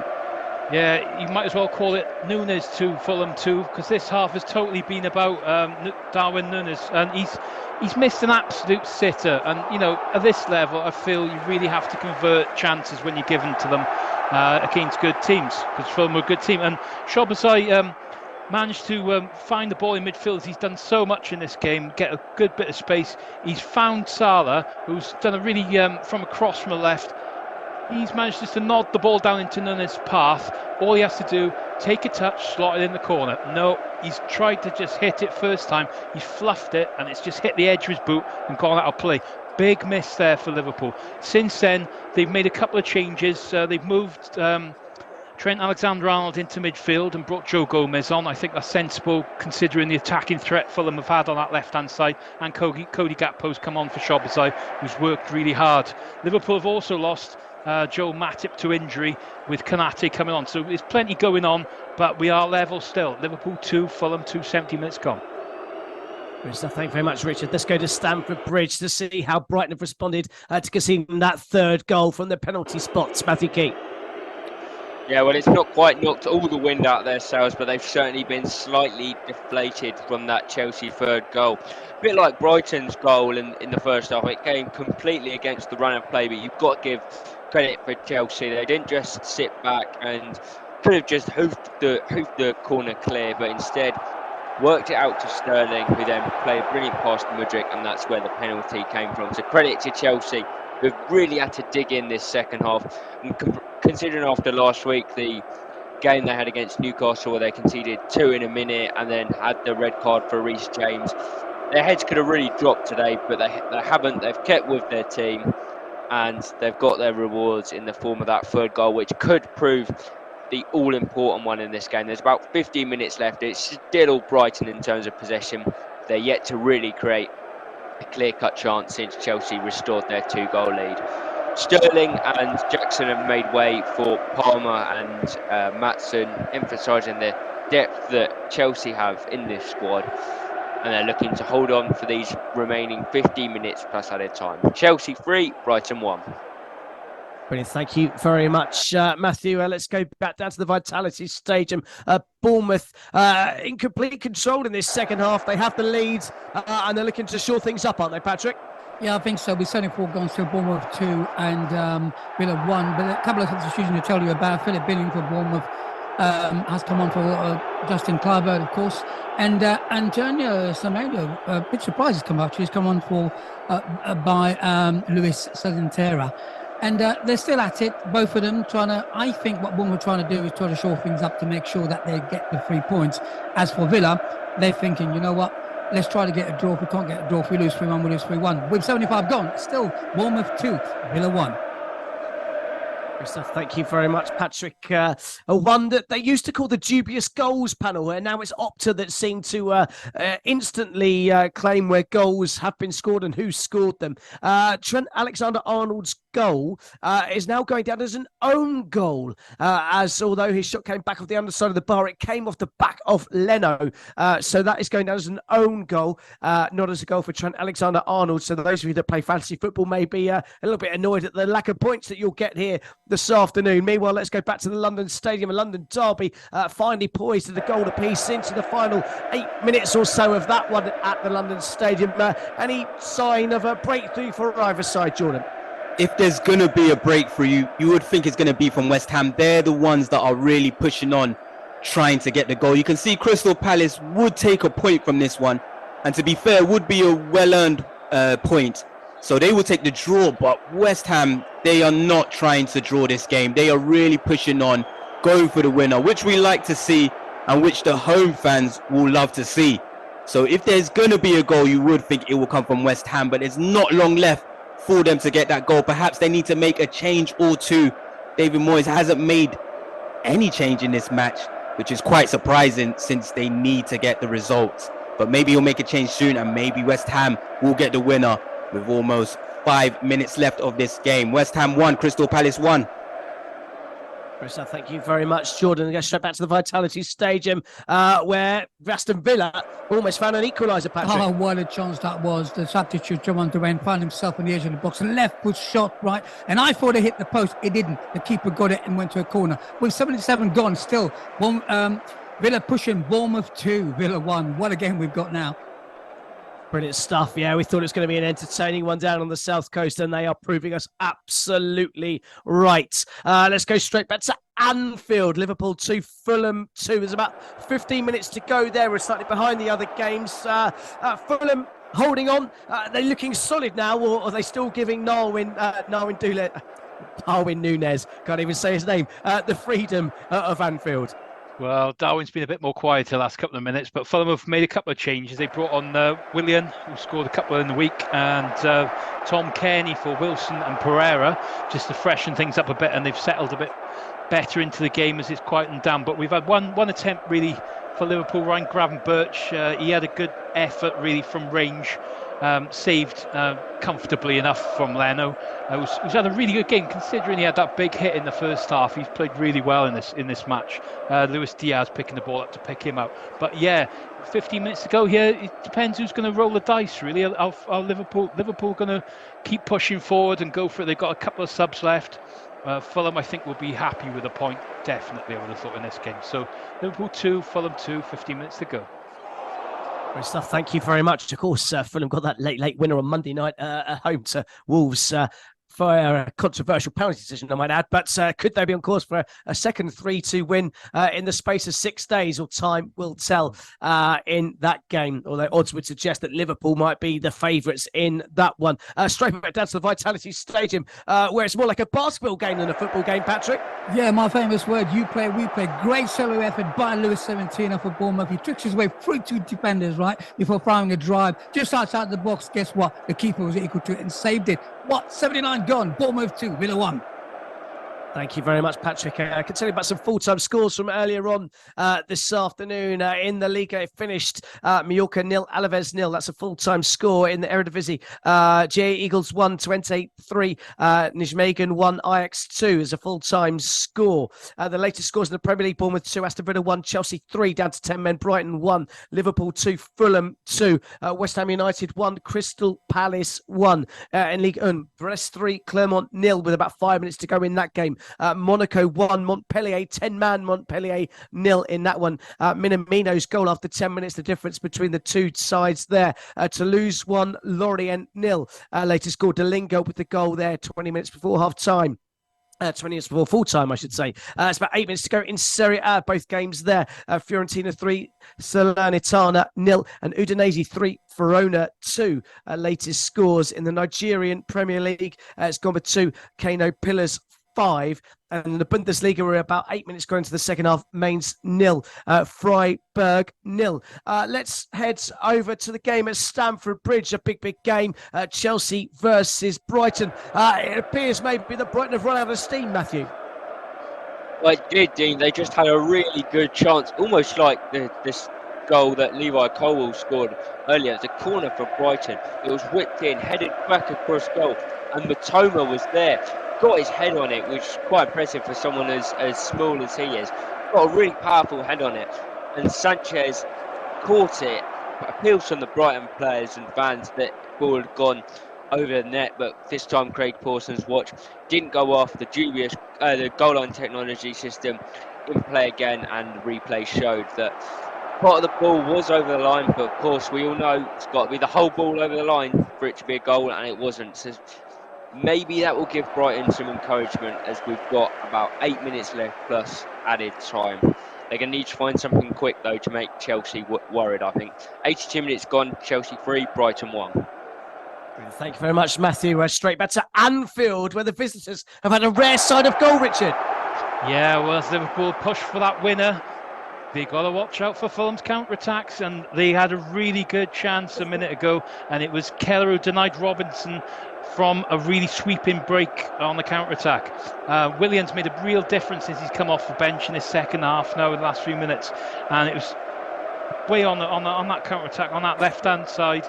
William picked the ball up, broke free, dribbled on, and he's flipped it across to Robinson. He smashed an effort, but considering Keller has hardly played any football this season, he's made a wonderful save just to tip it around the post. All level at the moment now, but that's just a little warning sign for Liverpool that this game is still up for the taking with 10 minutes to go. Liverpool 2, Fulham 2. Great stuff. Thank you very much, Richard. Still plenty of time left in that one for either side to find a winner. Let's bring you up to date with the Bundesliga. In fact, before I do that, I can tell you about a fifth goal at Anfield. The goals, powered by NairaBet. They've been behind twice, but for the first time in a game, they're in front. It's Fulham who have taken the lead at Anfield. It's Liverpool 2, Fulham 3. Bobby Reid with the goal to send the visitors. It's absolute delirium at Anfield. Liverpool 2, Fulham 3. Bobby Reid with the goal to give the visitors potentially all 3 points. Just 6 days after they scored a 3-2 victory against Wolves, so they're going to score a 3-2 victory away at Anfield against Liverpool. Only time will tell. We'll join Richard Bond to hear more about that goal very, very shortly. In the meantime, let's go back to the game at the London Stadium. Can we find a winner as we're into 6 minutes of stoppage time in the game between West Ham and Crystal Palace, Jordan? Yeah, 6 minutes of stoppage time. The West Ham fans would love to hear that because they are the ones keeping the possession, but just not enough shots, not enough vim going forward. But they have got Crystal Palace completely pinned in their half. 6 minutes left for West Ham to find a goal and win this match. Keep their winning record going. Let's see if they can do it. West Ham 1, Crystal Palace 1. Great stuff. Thank you very much, Jordan. So we're into the second of 6 additional minutes to be played at the London Stadium. In the Bundesliga, we're into the second half. 10 minutes gone. Mainz 0, Freiburg 0, latest score. In the Nigerian Premier League, we're into the final stage of the first half. Bielsa United 0, Avia Warriors 0, Remo Stars 0, Plateau United 0, Shooting 0, Heartland 0, and Sporting Lagos 1, Cassini United 0.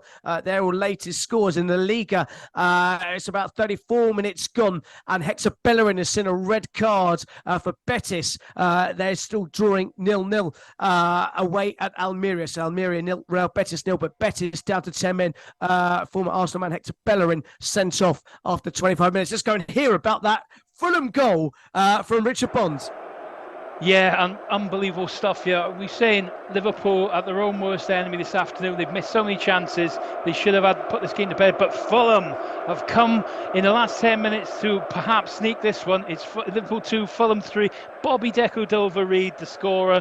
Lovely cross from the right-hand side from Tom Kearney after lovely work with Willian, who's, like I said, made a real difference. Decordova-Reid just wanted that little bit more than Kostas Tsimikas, and he powered a header into the back of the net past Kelleher. Anfield absolutely silent here. Liverpool, remember, this so long unbeaten record at home is a major threat here. 8 minutes to go. Liverpool 2, Fulham 3. Brilliant, thank you very much, Richard. The absolute definition of a coupon buster at Anfield. Fulham 2, Fulham leading by 3-2 at Anfield against Liverpool. I can tell you it's kicked off in the game in the Eredivisie. Utrecht 0, AZ Alkmaar 0, 5 minutes gone in that game. Let's go back down to the Vitality stage at Bournemouth 2, Aston Villa 1. We're into the final 5 minutes or so of regulation time there, and chances coming at both ends. Has it slowed down a bit yet, Patrick? No, they're both at it. You know, I find it amazing that it's such an open game with about, like you say, about 5 minutes to go, whereby Bournemouth making it an open game rather than shut up shop. They haven't done that. Both sides trying to score, but it seems to me that I think if they hold on for the next 5 minutes, they'll win this game easily because Villa have thrown everything. They brought strikers on, trying to change things. I think Emery, like I said before, thinking, you know what, can we draw the game? If we can't draw the game, okay, we lose 3-1, we lose 3-1. But at the moment, with 86 gone, still Bournemouth 2, Villa 1. Thank you very much, Patrick. And tell there's been an equaliser in the game to Toulouse and Lorient. Dieng with a stoppage time equaliser for the visitors to earn a share of the spoils. Toulouse 1, Lorient 1, although there's still 3 minutes or so left to go in that one. I could also tell you that Monaco have extended their lead against Montpellier deep into added time in that one. Monaco 2, Montpellier 0 is a latest score. Ben Yedder with the second goal for the home side there to add to Minamino's goal after 10 minutes. So Monaco 2, Montpellier 0. Let's go to the London Stadium where we're looking for a winner, and we almost had one, Jordan. Almost had the winner, and it was Bowen. Got his head on it. It was a great cross, and immediately he put his hands on his head because he knew he could have done better. It was a tame effort and comfortable for the goalkeeper. Souček, an interesting stat is Souček has actually got late winners in his last 3 matches. Can he do that again today? It was about to be Bowen this time, but no goal. It's still West Ham 1, Crystal Palace 1. Still 1-1 into the 5th minute of added time. 6 to be played at the London Stadium. West Ham 1, Crystal Palace 1. Latest score. Let's just head back to Stamford Bridge. We're about to enter stoppage time there. Chelsea 3, Brighton 1. Brighton with the possession, but that penalty really has killed their momentum, hasn't it, Matthew? Yeah, it looks like that is going to be the crucial moment of this game. It was such a brilliant game. The opening of this second half, Chelsea on the counter-attack finally got their rewards when Fernandes converted the penalty, and that has sort of stuttered all momentum that Brighton had as we're about to go into the 90th minute there. We've had more attempts and more on target, Brighton, but I think they'll be ruining that first half when they went 2-0 down. 2 really poor goals to concede. It's always going to be tough to come back from 2-0, even against 10 men. See how many minutes there are for stoppage time as Brighton win yet another corner. But it looks like Chelsea are going to take 3 points here. It's Chelsea 3, Brighton 1. Brilliant. Thank you very much, Matthew. I can tell the full-time whistle's just blown at the London Stadium. West Ham 1, Crystal Palace 1 as a full-time score. The score at Anfield with about 4 minutes to go is Liverpool 2, Fulham 3. But Liverpool so close to equalising, weren't they, Richard? Oh, big chance. What a miss from Salah. You would bank your house on him getting his 200th goal for the club. And I tell you what, he should have this time. Alexander-Arnold took a corner from the right-hand side, whips it in. Diaz connects with a header. Leno gets down low just to parry it. It comes to Salah. And he slammed an effort over the bar. Unbelievable. I can't believe it still. Anyway, we've got 6 minutes to play here still. And stoppage time, Liverpool 2, Fulham 3. Brilliant. Thank you very much. Liverpool 2, Fulham 3 at Anfield. Or so we thought.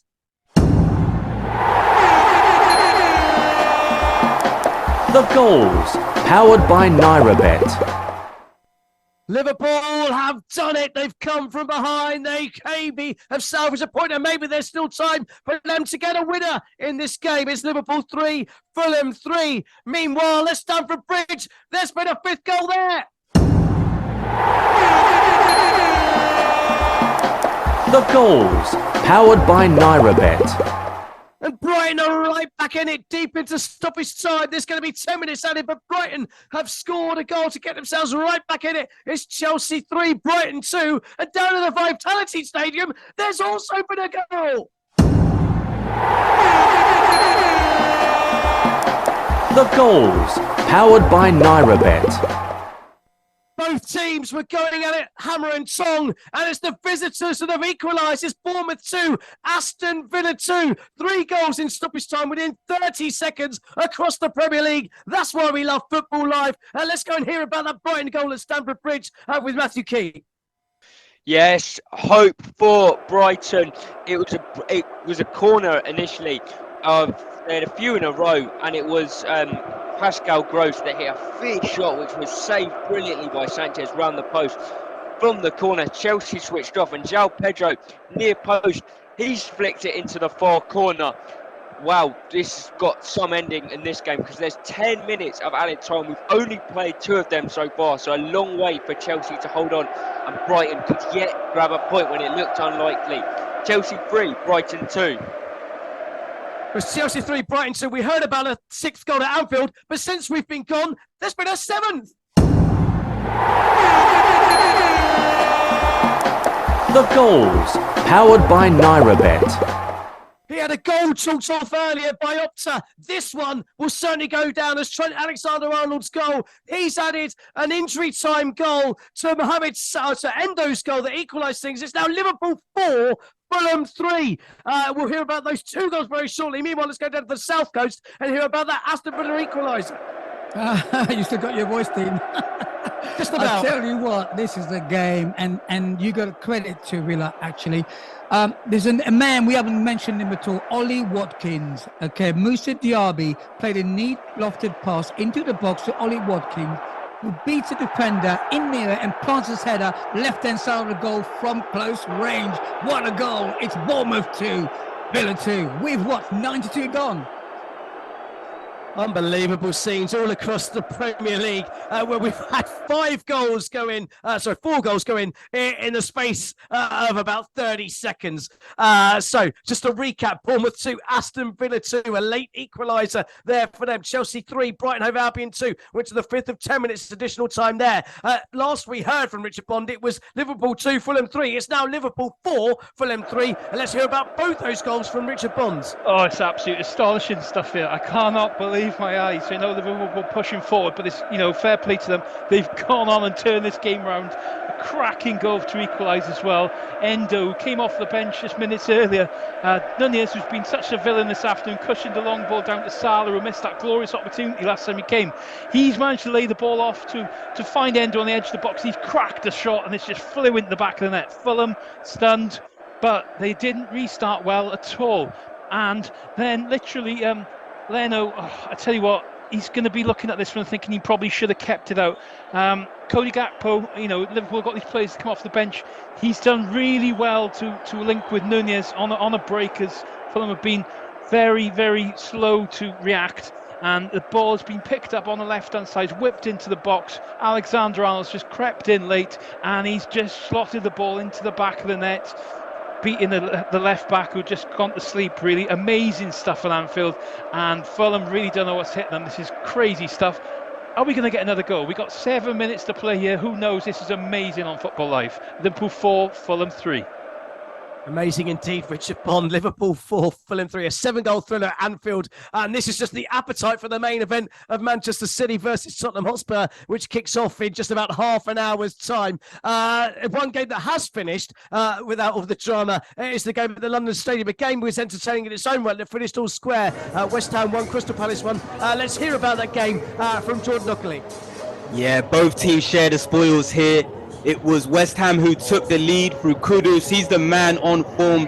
He's looking like the new talisman for West Ham. He actually started off the move and he ended off the move by putting the ball in the back of the net. But it was an error from the goalkeeper. Sam Johnstone should have done better with it, should have got a stronger hand to it. But Kudus got the goal, and I would say Kudus was the man of the match today. But West Ham did not win the game because Edouard equalised, and the man to blame for that equaliser was Mavropanos. Completely gifted it to Edouard, who still had a fair bit to do, but he was very composed, threw a step over, shifted past the defender, and then as cool as you like, put the ball into the bottom corner. So it ended West Ham 1, Crystal Palace 1. Crystal Palace maintain their excellent record at the London Stadium.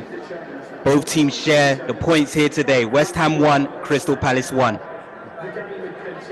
Brilliant stuff. Thank you very much, Jordan. So the share spoiled there. We're deep into added time in our 3 other feature Premier League games. Bournemouth 2, Aston Villa 2. Will there be a late winner? Chelsea 3, Brighton 2. Can Brighton find an equaliser? Liverpool 4, Fulham 3. Will there be yet another goal in that game? We'll find out very, very shortly. But now it's time to hand over to FJ and the team in Lagos. Thank you very much. You are listening to Football Live. Powered by NairaBet. This is Football Live with Dean Kilford. Well, a very warm welcome back. I've just about caught my breath. Some of our fantastic reporters around the grounds bringing you all the goals, and there were plenty of them this afternoon here on Football Live. Let's go and get some full-time scores. We'll start with the game at the Vitality Stadium. Just the 4 goals in this one. It finished Bournemouth 2, Aston Villa 2. And what a game it was, Patrick. Yes, it was, and at the end, I tell you, I really got into it, and things was happening left, right, and centre. Right, we started, as you said, finished 2-2. 10 minutes in, Bournemouth got their first goal. Senedo, Christie found him in the box. Nice turn in it when it made it 1-0. And nothing really happened after until on 20, when Leon Bailey picked up the ball from the right-hand side, a pass from Watkins, wheeling ways inside in the left-hand side on his left foot. The 2 defenders slotted bottom right left corner, made it 2-1. And after that, it was a goal which was disallowed by VAR. VAR took a long time, 22, where Diego Carlos got a goal, but for some reason, I think a toenail or something was offside anyway. We went in at half-time, 1-1. But again, Bournemouth didn't take long to get back into the lead again. On 52, Kez found Solanke in the middle of the box. This time we received the ball, nice turn, goal. Then nothing happened. what did happen, Billing came on, Sinistera came on, Moreno came on, Cash came on, Diaby came on. He was the difference to Diaby. He later found Watkins, who didn't have a chance at all in the game. On the 90th minute, nice header, 2-2. So, well, good, great game. Villa go home with 1 point. And Bournemouth, well, what can I say? Bournemouth 2, Villa 2. Great stuff. Thank you very much, Patrick. What a game that was. The team's just making their way out at the Etihad Stadium. Our huge Premier League game coming up very, very shortly. Manchester City versus Tottenham Hotspur. And we've got our very own superstar ready to join us to give us all the latest odds powered by NairaBet. Ayu Alabi is here to join us this afternoon. Good afternoon, Ayu. Good afternoon, Dean. How are you today? Very good, sir. How are you? Bring us the latest odds for this superstar game coming up this afternoon. It's a real superstar game, as you said. First, playing good football. Of course, they've come a cropper in the last few weeks, losing 3 in a row. Man City themselves, they look good one week, they look average one week, look good against United, very average against Liverpool. And they've lost some games that you don't expect them to lose this season. This is a tough one to call, but I'm surprised. I know Spurs have got injuries, but why Spurs are 11-1, 11.00 with NairaBet? I would never know. Man City are a shocking 1.25. This is not Man City against a bottom 5 team or a bottom 6 team. This is a top 6 team, and they are 1.25 to win the game. A draw is at 7.00, and Spurs are 11.00 to win the game. It's a tough one to call. Everyone will think City will win, but you won't get rich by backing City at 1.25. A draw sounds like a fair result at 7.00 and Spurs are 11.00. But Erling Haaland special today is another shocking one. Erling Haaland is 1.50 to score at any time, 2.90 to score 2 or more, and 7.50 to score a hat-trick. I've never quite heard anything like that before because it's ridiculous. Maybe I suppose it's called hat-trick for fun. But I don't think he will score a hat-trick. I think it will be like a Spurs draw, first half, and 60 second half, or even Spurs to draw the second half. I'm confused on what to go for. Man City to win 1-0, 12.00. City don't usually win 1-0. It's very rare. I don't think Spurs will keep a clean sheet at 34.00 to win 1-0. I think Man City will win the game. And Man City to win the game at 2-1 is 9.50. That's my best of the game. Man City to win the game 2-1. I wouldn't back them on 1.25 to win the game, but I'll pick a scoreline and put a minimal amount of money on it. So Man City to win the game, 9.50, 2-1 would be my best of the game. But there are other bets available on the game, and just need to go to the website and have a look just before the game kicks off. And of course, there's in-play betting as well. Always in-play betting with NairaBet. Just as a quick one, last time I was on there with you, was that big 4-4 draw against Chelsea. What are the odds of a similar amount of goals this afternoon? Let's go 6 or more. Over 6 goals or more. Just give me 1 sec. Over 6 goals. Sorry, just bear with me. I know we don't have enough time left, so my screen is hanging. So goals, I am on goals now. Over 2.5, over 6.5. Okay, over 5.5 is 7.50. And over 6.5 is 8.50. Love it. Well, there you go. We'll see. Thank you very much, Ayu, bringing us the latest odds as always. The two teams are in a huddle ahead of kickoff. It's going to be a big one. Have a great afternoon, Ayu. You too. It should be a great game. Indeed, and we'll be bringing you all of the action here on Football Live. Our betting expert, powered by NairaBet, Ayu Alabi, as always, bringing us the latest odds. So we've got this game just about to kick off. Manchester City will be kicking off. Spurs in their away kits, that weird kind of grey turquoisey kit they're playing as their away kit. Let's go and hear some full-time scores. There was late drama at Stamford Bridge. A penalty awarded, not awarded. Let's just go and hear about what happened in quite a thrilling game between Chelsea and Brighton. Yeah, well, 10 minutes were added on at the end of that game, Dean. It took 16 for the game to finally be over. The big drama came in the 10th minute when Brighton were awarded a penalty, which would have been the equalising goal. It was Levi Colwill who blocked a cross, which it looked like his hand for all money. But the replay showed that Adringa's cross, Colwill, even though his arm was very high and very raised, missed the arm, hit him on the head, and out for a corner. So Craig Pawson sent over to the screen, overturned his decision to huge ovation from the Chelsea fans. Brighton pushed and pushed and pushed, but they couldn't quite get the equalising goal. Would have been a memorable comeback for them. Players had to be separated at full time as tempers fled. 9 yellow cards in total in this one, with of course a red for Conor Gallagher. But in the end, it's Chelsea that get the 3 points. 2 goals from Enzo Fernandez, the difference, and 1 for Levi Colwill against the team he was on loan against last season. Thrilling game at Stamford Bridge, and it's Chelsea that take all 3 points. Chelsea 3, Brighton 2 here at Stamford Bridge. Brilliant. Thank you very much, Matthew. So the 4 goals at the Vitality Stadium, 5 goals at Stamford Bridge, just the 7 goals at Anfield for Richard Bond to report on. It finished Liverpool 4, Fulham 3. A quite amazing finale to that one, Richard. Oh, it was brilliant. And yeah, just 7, yeah. In a great advert for the Premier League this afternoon, Liverpool beat Fulham 4-3 at Anfield.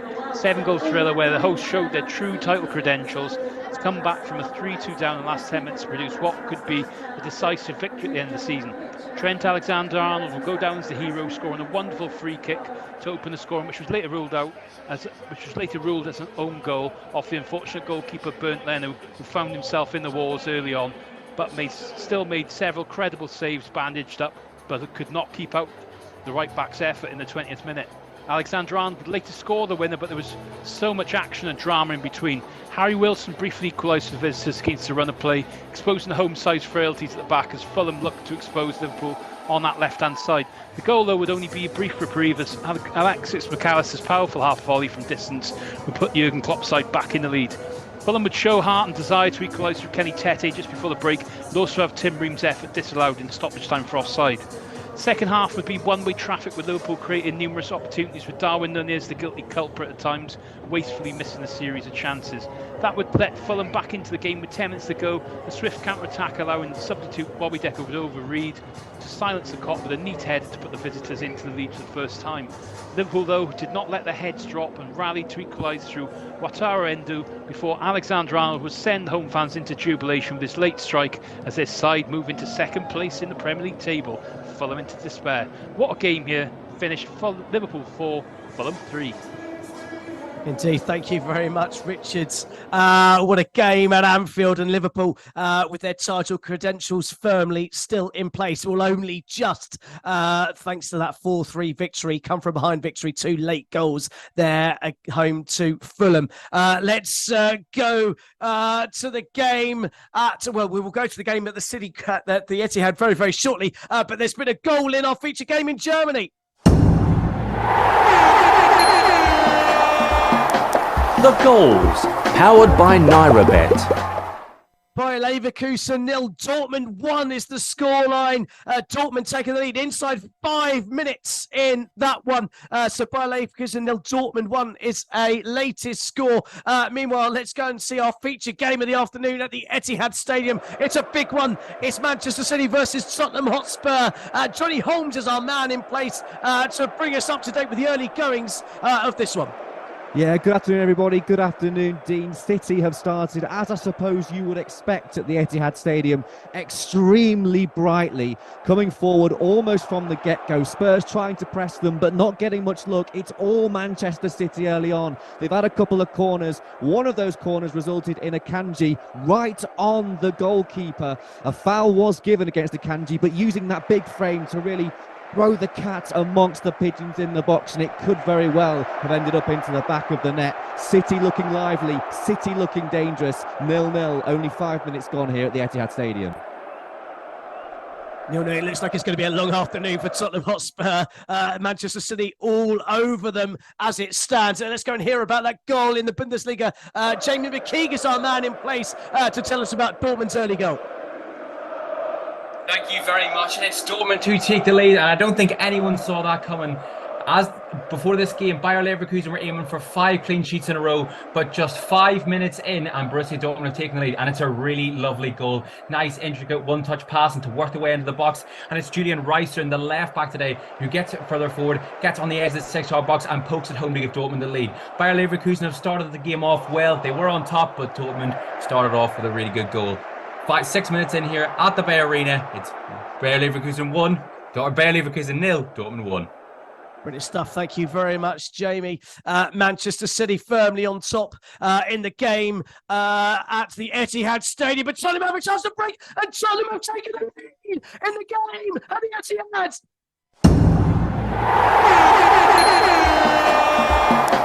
The goals, powered by NairaBet.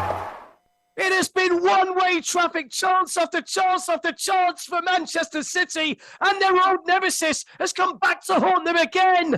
Heung-min Son with a goal for Tottenham Hotspur to make it Manchester City 0, Tottenham Hotspur 1. Can you believe it? Let's go and rejoin Johnny Holmes to tell us all about it.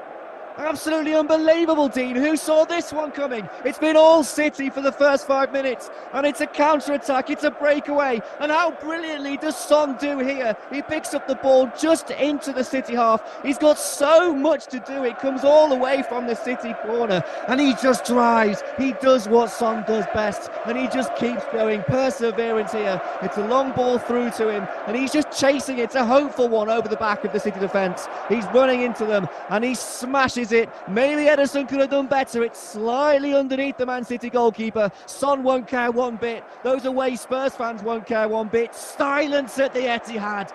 Manchester City 0, Spurs 1. 7 minutes played. Well, Johnny, just looking at that goal again, really Ederson has to do better, surely. It was almost straight under it, sort of squirmed underneath his body. Yeah, it's poor goalkeeping. Ederson, we say about how brilliant his distribution is, how he gets involved with the link-up play, and that's what Guardiola wants. But as we so often see with these goalkeepers who are great with their feet, sometimes it's their hands that let them down. Definitely that was the case here. It squirms underneath Ederson, as you say. It's pretty central, and I think Son, when he first struck it, might have felt he should have done better. He won't mind, though. Ederson couldn't get his body behind the ball, and out of nothing, Spurs lead. Manchester City 0, Spurs 1. Thank you very much, Richard. That's Heung-min Son's 9th league goal of the season. And once again, he comes back to haunt Manchester City. As echoes of that Champions League quarter-final game that saw 4 goals inside the opening 10 minutes. The way this has started, it could be 4 goals. In fact, there has been another goal at the Etihad. The goals, powered by NairaBet. And I said it had shades of that game in the Champions League, and Manchester City's response has been instant. They've equalised. It's Manchester City 1, Tottenham Hotspur 1. I think it's going to go down as an own goal. The VAR are going to check this. Potential offside, potentially Haaland, potentially an own goal in this one. Let's go and rejoin Johnny Holmes. I believe it's going to go down as a Son own goal. What an unbelievable start to this game here. It looks as though Manchester City are level immediately. It comes from a free kick. It's whipped in. Alvarez and Silva stood over it. I think it's Alvarez who whipped it in. A little feint from Silva to take it. But yes, it's whipped in by Alvarez. And now they're just looking at offside. It flicks on from Haaland, who gets a little nick on it at the front post. And it's turned in, as you say, it just hits Son. There's not much he can do about it, off the knee. But now we go to VAR, and the Etihad waits and watches in suspense.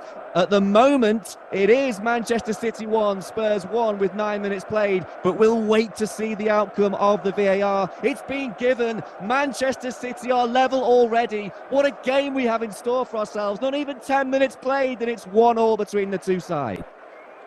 Well, we thought the early games gave us some entertainment. This game has started as if it wants to match them and then some. 2 goals inside 2 minutes, both scored by Heung-min Son. One at the right end and one at the wrong end, as far as he's concerned. Manchester City fans will be absolutely joyous with the quick response of their team. So let's just bring you up to date with some goals elsewhere.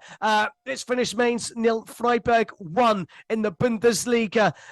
Gregoric's goal, 20 minutes from time, saw the The visitors claim all 3 points in that game. In the Nigerian Premier League, we're into the final 10 minutes of these games. Bielsa United 0, Abia Warriors 2, Ridimo Stars 1, Plateau United 0, Shooting 0, Heartland 0, and Sporting Lagos 1, Katsina United 0. They're all latest scores. In La Liga, 10-man Real Betis are holding on against Almeria. It's still Almeria 0, Betis 0, with about 25 minutes left to go on that one. The game at the Etihad is absolutely on a level 10 and at a level 10 plus. There's chances going on at both ends. In League 1, it's Lille 0, Metz 0 is a latest score. Half-time the game between Utrecht and AZ Alkmaar. It's Utrecht 0, AZ Alkmaar 1. Pavlidis with the goal just before half-time, giving the visitors the lead in that game. Our feature game in the Bundesliga is Bayer Leverkusen 0, Dortmund 1. Let's get a bit of an update on that game from Jamie McKee. Thank you very much, Dean. And like Man City, Bayer Leverkusen, after going 1-0 down, have responded really well. They've actually got a corner at the minute here that they're just about to whip into the box, but they've been creating chances all over the place. And Bayer Leverkusen, of course, they're going to create a lot of chances. They're one of the most informed teams in Europe. 15 wins in a row they're going for today. They're on 4 clean sheets in a row going into this game. This early upset from Dortmund shouldn't really shake them. They're dominating the ball again. They're creating lots of chances. They need to get the ball out to the wings with both Jeremy Frimpong and Grimaldo. How good have they been this season for Bayer Leverkusen? Florian Wirtz, they need to see a little bit more from him as well. I'm sure he'll make such an impact. So far, Dortmund are holding on, but Bayer Leverkusen do look likely next to get the next goal. We're just about to end of the 12th minute here in Leverkusen. It is still Bayer Leverkusen 0, Borussia Dortmund 1. Thank you very much, Jamie. It's bringing us up to date with the Bundesliga. There's almost another own goal at the Etihad Stadium. Tottenham was putting the ball in the back of their own net for a second time. This really is quite a thrilling game at the Etihad. Let's go and rejoin Johnny Holmes. I can't quite believe what's going on here, Johnny. It's an unbelievable start to the game, and as you say, nearly in the back of the Spurs net there. It's actually an effort in the box, in fact, and it comes in from, I believe that was Alvarez who took an effort, and it just deflects. It's ping pong in the Spurs box, and this one's been end to end. It's been to and fro in this first 12 minutes. Absolutely exhilarating football. Really no sign of which way this is going to go, but I think since the City goal, you would say they've once again asserted control. Although, you know, Spurs are still in this one as City have another chance, and Erling Haaland, in fact, has just missed an absolute sitter. He will be devastated with that one. How are Manchester City not 2-1 in front? He's out, about 6 yards out. Pressure again from City on Vicario and the Spurs defence. It's nicked off the toes of the defender, and Erling Haaland in between the 6-yard box and the penalty spot has got a tap in, and he puts it wide. Can you believe it? What a game this is. Manchester City 1, Spurs 1. It's not going to stay like that. 13 minutes played.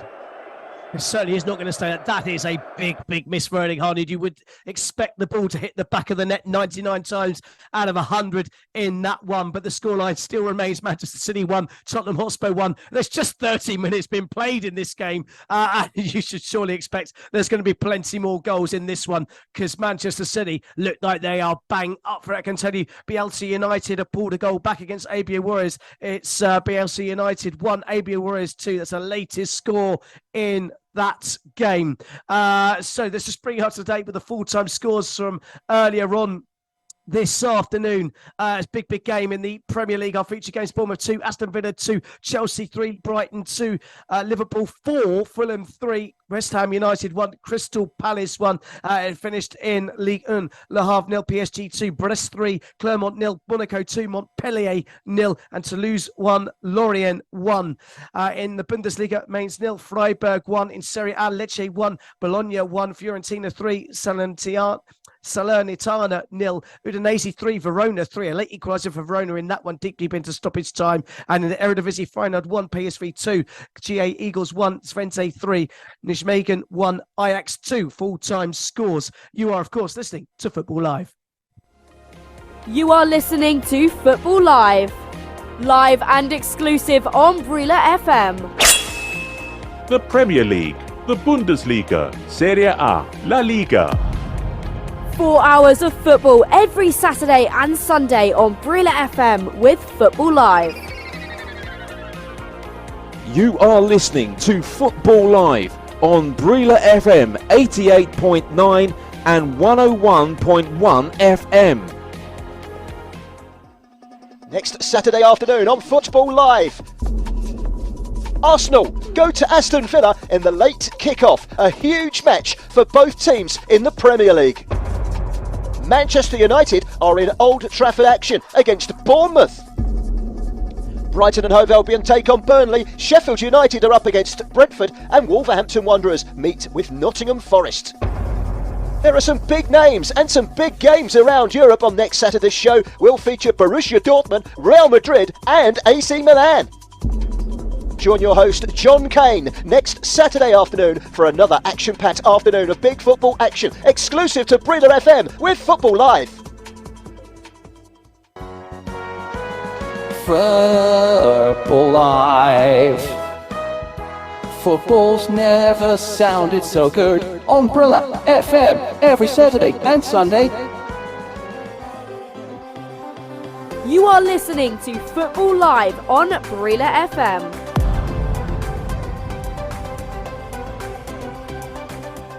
Introducing NairaBet's new feature, ShareBet. Celebrate victories, showcase your skills, and join the NairaBet community today. Ever wished you could share the excitement of your bets with friends and fellow enthusiasts effortlessly? Well, now your betting experience can be shared with just a click, making every moment unforgettable. How to share your bet. Step 1. Place your bets at nairabet.com. Step 2. Go to the My Bet section. Step 3. Select the drop-down on your bet slip. Step 4. Select Share Bet to copy your bet. Your bet is now ready to be shared with the world. Must be 18 plus to place a bet. General terms and conditions apply.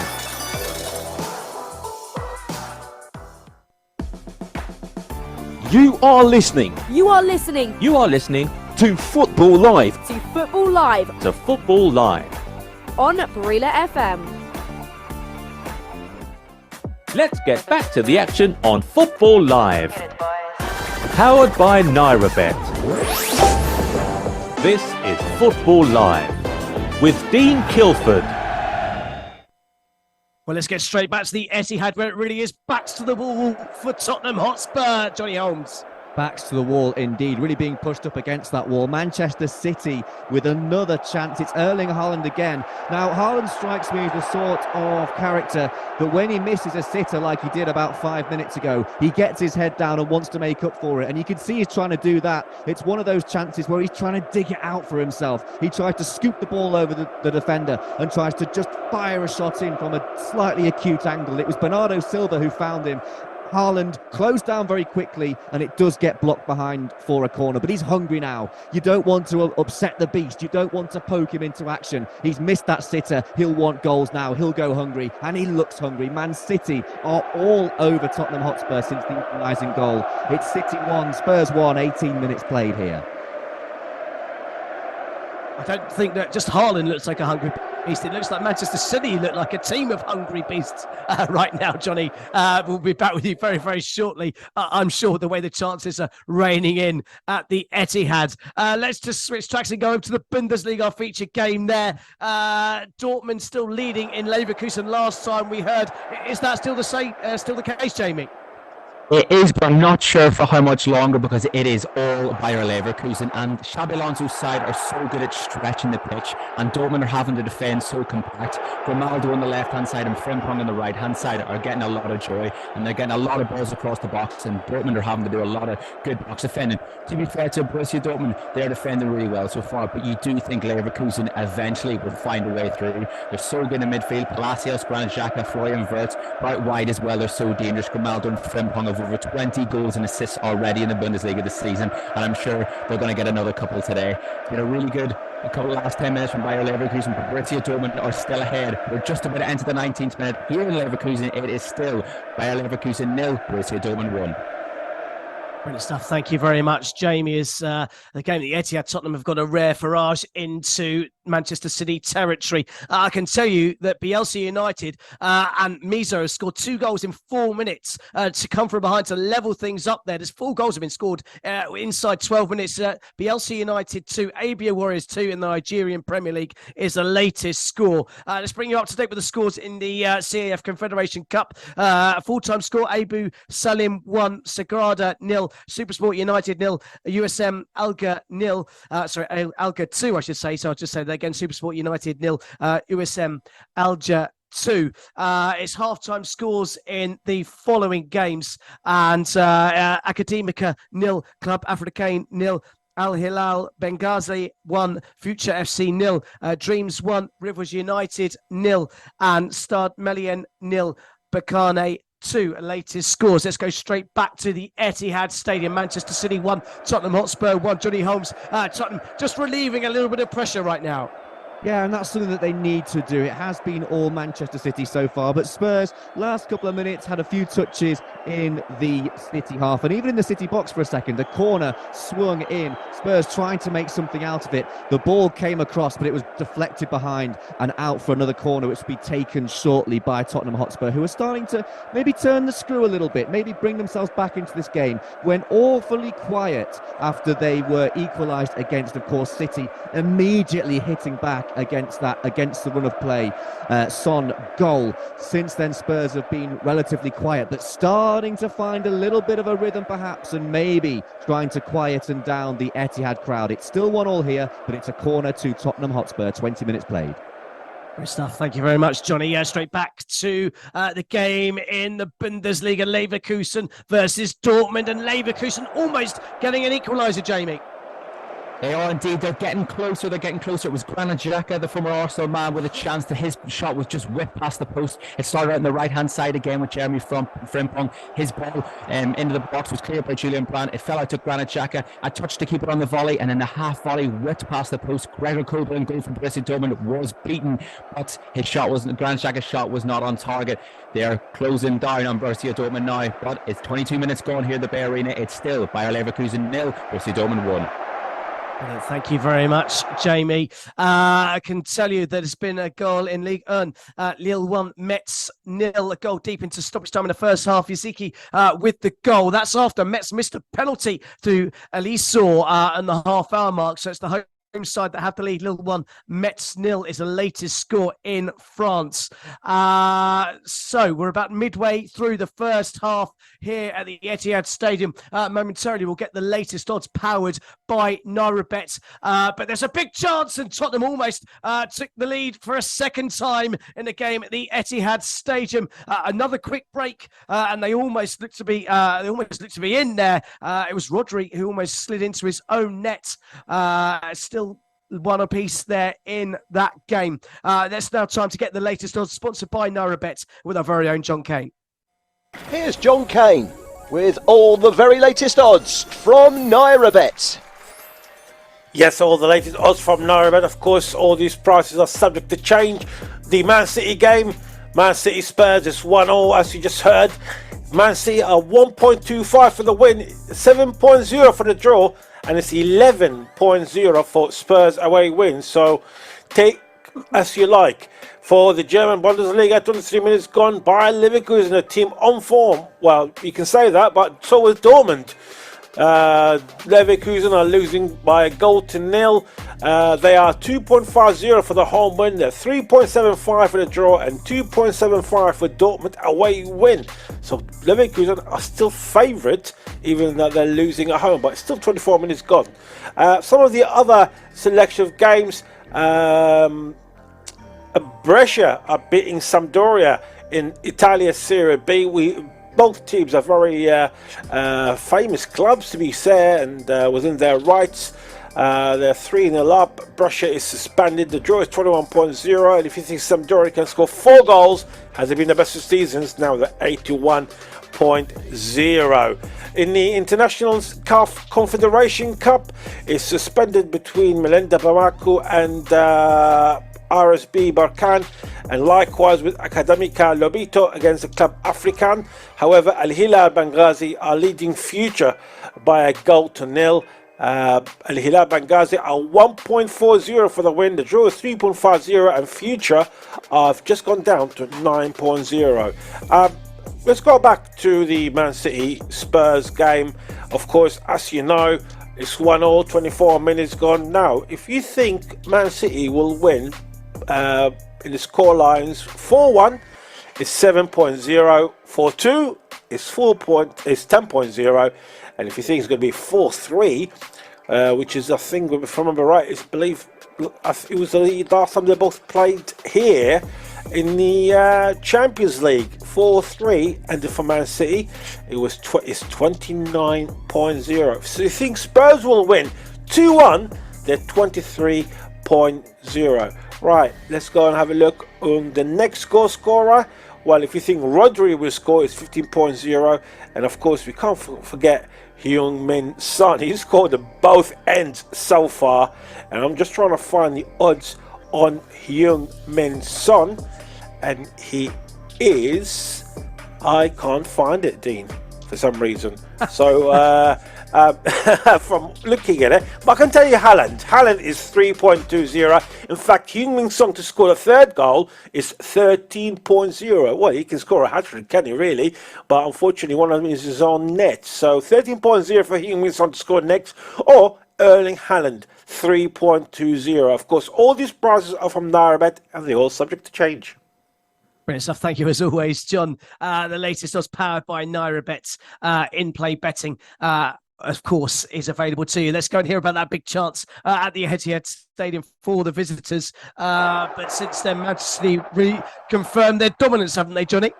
They absolutely have, and I think Spurs are trying to hit them on the break. I think they know, and I think Postecoglou will know that City are set up to dominate possession today, to control the ball, to stroke it around and try and grind them down. So Spurs have gone, right, we'll hit them on the break with our pace and our ferocity. Son as being a leading exponent of that. But Brennan Johnson isn't exactly a slow coach himself, and he was the man running on the break on the right-hand side. He fires it across. He's looking for Son, who's in the middle. And Rodri, well, 15.0 said John Kane to score. He nearly put one in the back of his own net, but was able to just about bundle it behind and away for a corner. But that could so easily have gone wrong and so easily have put Spurs back ahead. But since then, as you say, Dean, all Manchester City once again. Spurs have got to take these chances on the break if they're to have any chance today. 1-1, 27 minutes played at the Etihad. So thank you very much, Johnny. It's Manchester City almost guilty of giving the ball away on the edge of their own box there. Tottenham can't capitalise on it. I can tell you Lille got a second goal against Metz. David from the penalty spot has made it Lille 2, Metz 0. That's into the 7th minute of added time. Let's go over to Germany once more. League leaders Leverkusen losing at home to Dortmund. That would be the first defeat of the season if the scoreline remains the same. Leverkusen now are really pushing for an equaliser, aren't they, Jamie? They are indeed. They are knocking on the door, and they had a big chance between Florian Wirtz and Jonas Hoffmann. It comes from a quick throw in from Jeremy Frimpong. The quick throw catches Dortmund out and sets Florian Wirtz in behind. Jonas Hoffmann is the only Leverkusen player up with Wirtz as he made his way into the box. Wirtz kept the ball in the air as he lofted across towards the centre of the area, but the cross was too overhit and too high for Hoffmann, and the chance fell away from him. The German midfielder appealed for a penalty as he believed he was pushed by Nico Schlotterbeck, but referee Daniel Seiber waved the complaints away. It has been all by our Leverkusen, and I do think a big chance is coming. They have corners all over the place. They're getting the ball wide. They're getting balls into the box, but they need to commit more men into the box as well. 27 minutes gone here in the Bayer Arena in Germany. It is still Bayer Leverkusen 0, Dortmund 1. Brilliant. Thank you very much, Jamie. Straight back to the Etihad. You can't take your eyes off this game for a second, can you, Johnny? Oh, it's end-to-end. It's breathless stuff. And, you know, Spurs are really doing a good job. I'm impressed with the way that Postecoglou has set them up. He has identified that the City weakness here is going to be on the break at pace, and that's what they're doing. They're pressing high up the pitch whenever Manchester City have got the ball in their own third, and they are stealing the ball off them. These Manchester City defenders haven't looked completely composed on the ball. We've seen Diaz and Rodri getting a bit confused, a bit confuddled, let's say, if that even is a word in the English language. But that's what springs to mind when I watch them just dilly-dallying on the ball slightly. And Spurs again winning the ball in the final third. That's what they've got to do. And to just highlight the way this game's been going, Spurs have had one shot, one on target, one goal. They've taken that chance, whereas City have had 6 shots, only one of them on target. Of course, Erling Haaland with that fabulous effort. And I tell you what, Doku has just hit the crossbar. Manchester City, how have they not taken the lead here? We saw Spurs having a goal, well, nearly a goal at their end with Rodri bundling it behind. And now Jeremy Doku beats his man, turns inside and curls it. It looks like it's heading postage stamp. However, it's blocked by the bar, off the line and cleared away. Unbelievable that Man City are not in front here, but they're not. 1-1, 30 minutes played. Thank you very much, Johnny. I tell you what, if that had been just a centimetre lower, that was bouncing over the line for sure. Doku ever so close to giving Manchester City a lead there in that game. I can tell you it's finished in the game between Remo Stars and Plata United. Remo Stars 1, Plata United 0, full-time score. Sporting Lagos 1, Katsina United 0, a full-time score. Bielsa United 2, Abia Warriors 2 is a full-time score. Abia Warriors 2 goals inside 5 minutes for them. And then Mazzi with 2 late goals equalised for the visitors to make it Bielsa United 2, Abia Warriors 2 as a full-time score. Manchester City 1, Tottenham Hotspur 1. You can't think that it's going to remain that way. Manchester City back on top and back dominating once more. And they've got a chance to get a second. And they have.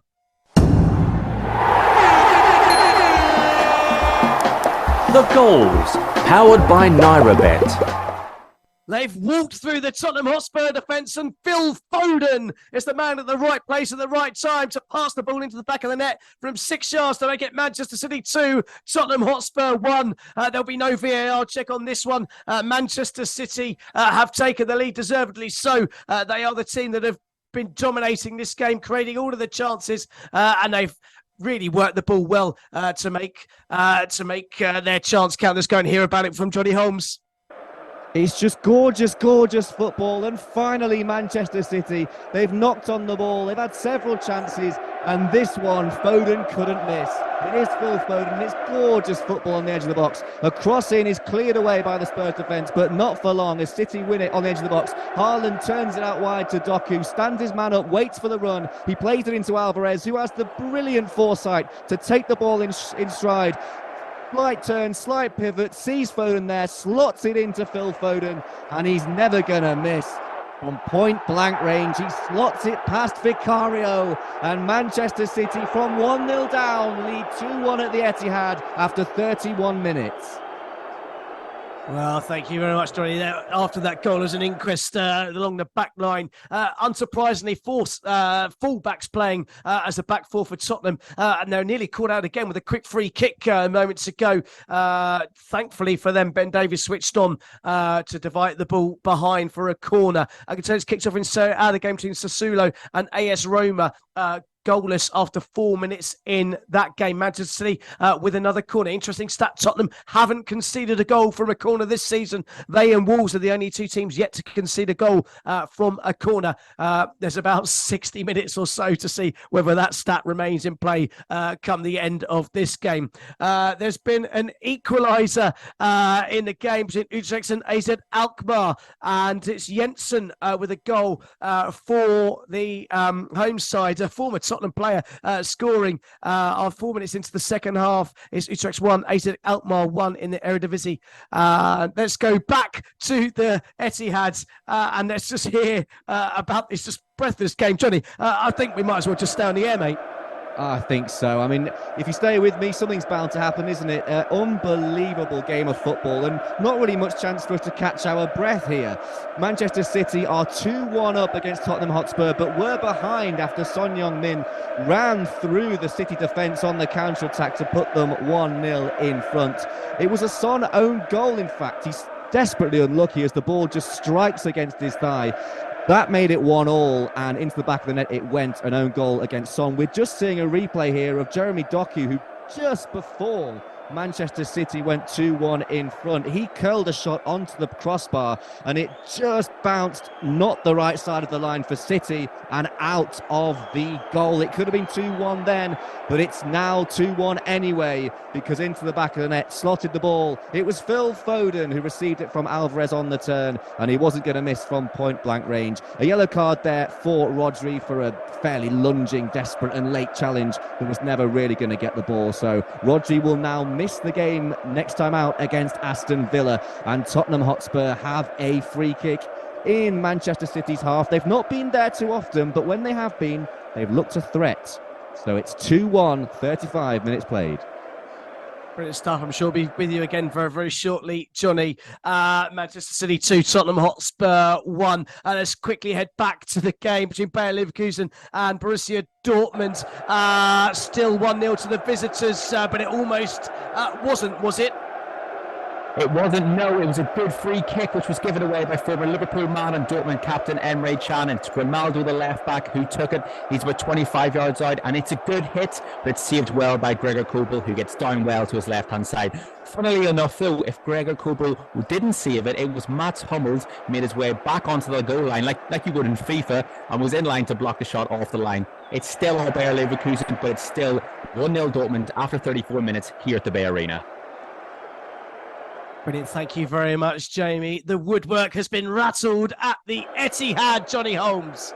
Absolutely. We had Ayo discussing those high-scoring figures, you know, the 4-alls, the 4-3s of this world. It should be that already, as Julian Alvarez is running at the Spurs defence. He cuts inside, he bends it, and it's plumb on the post and out. Manchester City are 2-1 up. They really should be 3-1 up, and once again they should be 3-1 up. Erling Haaland, it's maybe not been his day. He's missed a sitter around the 12th minute mark. He's just missed another glaring opportunity to put clear daylight between Manchester City and Spurs. Man City robbed the ball away from the defence. It's played through to Haaland, who's just behind the penalty spot, sets himself, goes for a curler. He blasts it over. What is happening with Erling Haaland? Manchester City only 2-1 up. It could be way more than that. 36 minutes played. Indeed, Haaland has 2 golden opportunities that squandered. Very, very unlike the Norwegian striker who scores goals for fun when he's unable to hit the target on 2 big occasions for the home side that happen to still be leading by 2-1. We're going into stoppage time in the game in La Liga. Almeria 0.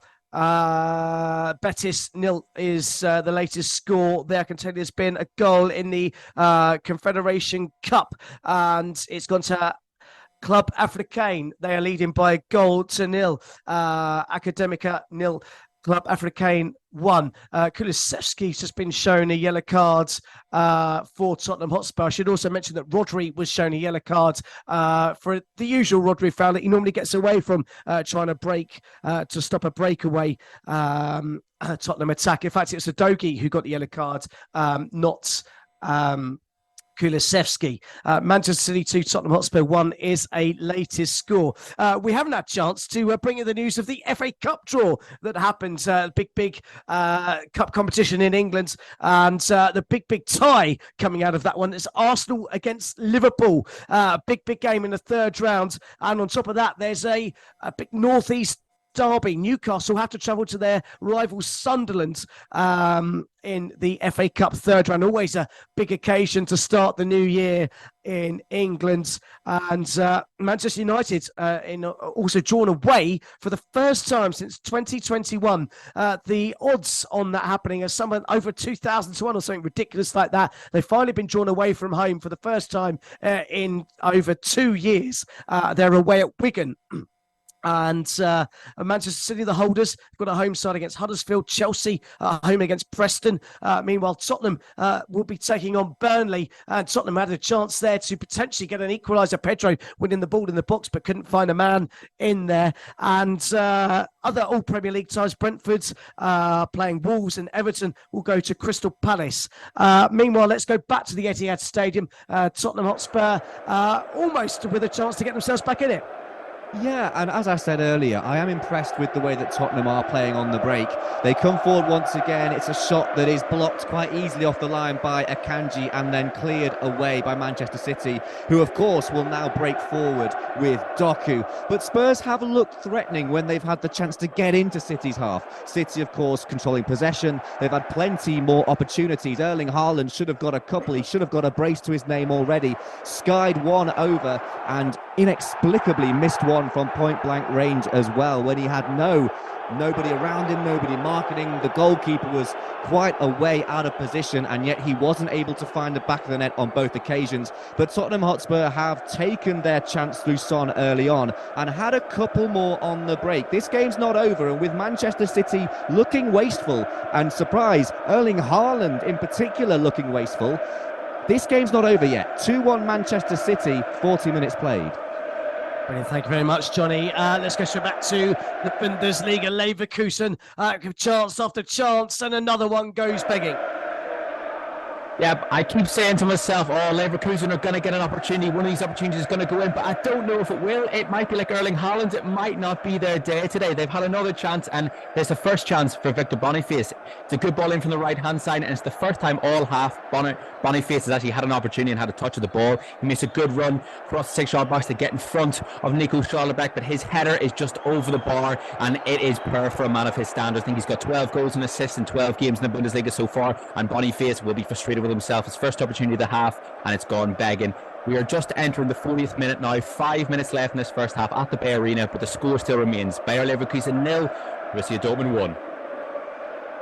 Still 1-0 to the visitors there. Still Tottenham trailing by 2-1 at the home of the champions and the treble winners, Manchester City.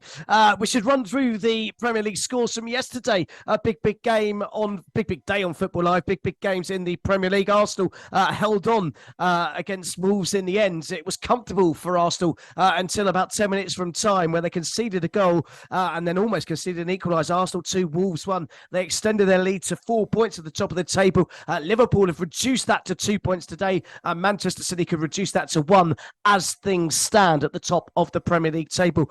Brentford 3, Luton Town 1 was a full-time score. Another defeat for Luton Town, which keeps them firmly in the relegation zone. The big game at the bottom of the table saw Burnley thrash 10-man Sheffield United by 5-0.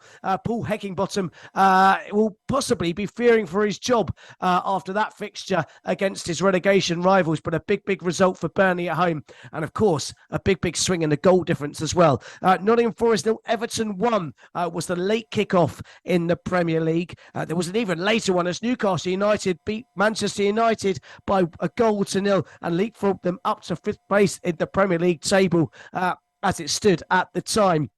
That's how things went down yesterday in the English Premier League. The early fixtures this afternoon, it finished Bournemouth 2, Aston Villa 2, West Ham United 1, Crystal Palace 1, Chelsea 3, Brighton Hove Albion 2, and a quite remarkable game at Anfield, Liverpool 4, Fulham 3. Let's go back to Johnny Holmes at the Etihad, where you might need to pause for breath yourself in a moment, won't you? Yeah, in some ways I'm looking forward to half-time to take a breath, as you say. In some ways I don't want this game to end. It's been brilliant so far. Fantastic viewing for the neutral, but there'll be some nerves amongst supporters of both sides here. Manchester City have had several chances but been wasteful with them. They do lead 2-1, but they could put clear daylight between the two sides, seemingly at will, if only they could finish off their chances. But City shouldn't be totally comfortable here. Spurs definitely a threat on the break, and it was only the pace of Kyle Walker about a minute ago that prevented them having a 2-on-1 situation, which we know Spurs can be deadly. They've got the pace, they've got Son, they've got Johnson, Kulusevski and Gil are a threat going forward. So Kyle Walker did brilliantly well to intercept that particular attack, which just shows that City have got to be aware of the position they're in, and they could let this lead slip if they're not careful. Manchester City 2, Tottenham 1, 43 minutes played. Great stuff. Thank you very much, Johnny. Let's bring you up to date with the latest English FA Cup scores today. Of course, we told you about the big third-round ties. Eastleigh pulled off a big shot by beating Reading by 2-1 earlier on this afternoon. Aldershot 2, Stockport County 2 is a full-time score. There'll be a replay at Stockport in midweek. And Chesterfield 1, Leyton Orient 0 is also a full-time score. Chesterfield put their place in the third round. It's a latest score, and what a story this is for Wrexham. Ryan Reynolds, of course, taking over the team, leading them to promotion from non-league last year. They're 2 goals up against Yeovil Town. Palmer and Cannon with the goals before half-time, and they've got about 20 minutes to hold on against Yeovil Town to see them through to the FA Cup third round. We're into the final minute of the first 45 in quite a breathless game at the Etihad Stadium. Manchester City 2, Tottenham Hotspur 1 is a latest score. We are into the second half. Lille 2, Metz 0 is the latest score in Serie A. We're into stoppage time in Germany. Bayer Leverkusen 0, Dortmund 1 is a latest score. It's 15 minutes gone in Serie A. Sassuolo 0, AS Roma 0 is the latest score. Utrecht 1, AZ Alkmaar 1. There's 2 minutes added time in Leverkusen Dortmund game, by the way, just to keep you updated there in the first of those 2 minutes. Utrecht 1, AZ Alkmaar 1 with about 20 minutes to go in that game. It's finished in La Liga. Almeria 0, Betis 0, full-time score. Later on today, Seville versus Villarreal will be bringing you some of the goals from that in the first half of that game. There's going to be 3 additional minutes at the Etihad Stadium. Manchester City 2, Tottenham Hotspur 1, a latest score. In the CAF Confederation Cup, Academica 0, Club Africain 2 now is the latest score. Al Hilal Benghazi 1, Future FC 0, Dreams 1, Rivers United 1, and there's been a goal in Germany. The goals, powered by NairaBet. They've been knocking on the door, and finally the league leaders have found the back of the net. Wirtz with the goal for the home side to level things up. It's Bayer Leverkusen 1, Dortmund 1 in Germany. And the home side have responded as you'd expect they would do, with an equalising goal before the interval. There is a VAR check on that goal, though, so hold fire momentarily. VAR have had a big game to play already today, but mostly in the English Premier League, maybe now in the Bundesliga too. Let's just carry on with those latest scores in the CAF Confederations Cup. Dreams 1, Rivers United 0, Stade Melian 0, Berkane 2. And Academica have just pulled a goal back. It's Academica 1, Club Africain 2. That's the latest score in that game. I can tell you VR are still checking that goal in Germany. Bayern Leverkusen 1, Dortmund 1 is how we think it's going to go. We're just waiting to see if there's going to be confirmation of that goal. Wirtz's goal still being checked. It's actually been disallowed. Sevilla have disallowed the goal, so it's still 1-0 to Dortmund in that game. We'll go and hear from Jamie McKeag very shortly on that goal. Meanwhile, Manchester City still camped outside the Tottenham half, pushing for a third goal before the break, a third goal that they really deserve, considering their dominance of this first half. Bayer Leverkusen 0, Dortmund 1 is a confirmed offside, the verdict for that Wirtz potential goal. So let's go over to Dortmund and let's hear about the goal that was chucked off from Jamie McKee. This is unfortunate. If you're a Bayer Leverkusen fan, you do not want to watch this one back. It is a millimetre offside call. It starts off with a Borussia Dortmund goal kick that's pumped up the field. It's cleared by a Bayer Leverkusen, and they go to counter-attack on Borussia Dortmund. Dortmund have pushed a lot of men forward. It's the ball from midfield. I think it's Palacios that plays it towards Victor Boniface. Boniface, is facing the Leverkusen player with his back to goal, and I think it's his heel that gets him offside. It's a really close offside call, but it's a very good goal, and we will talk about the goal regardless of the offside because it is worth mentioning. And I mentioned how much time and space Dortmund allowed Bayer Leverkusen out on the right-hand side and on the left-hand side as well. It was Jeremy Frimpong out on the right-hand side. He got the ball off Victor Boniface. He played a ball across the box, and I mentioned how little players from Bayer Leverkusen committed into the area, but it was Florian Wirtz. Dortmund were so good at clearing the ball all half, but couldn't clear this time, and it fell to Florian Wirtz on the edge of the box, and he whipped in a ball right into the top right-hand corner. It's an absolutely fantastic goal, but unfortunately it was chalked off by a very minimal offside decision. Bayer Leverkusen fans, I'll say it again, you do not want to watch that one back.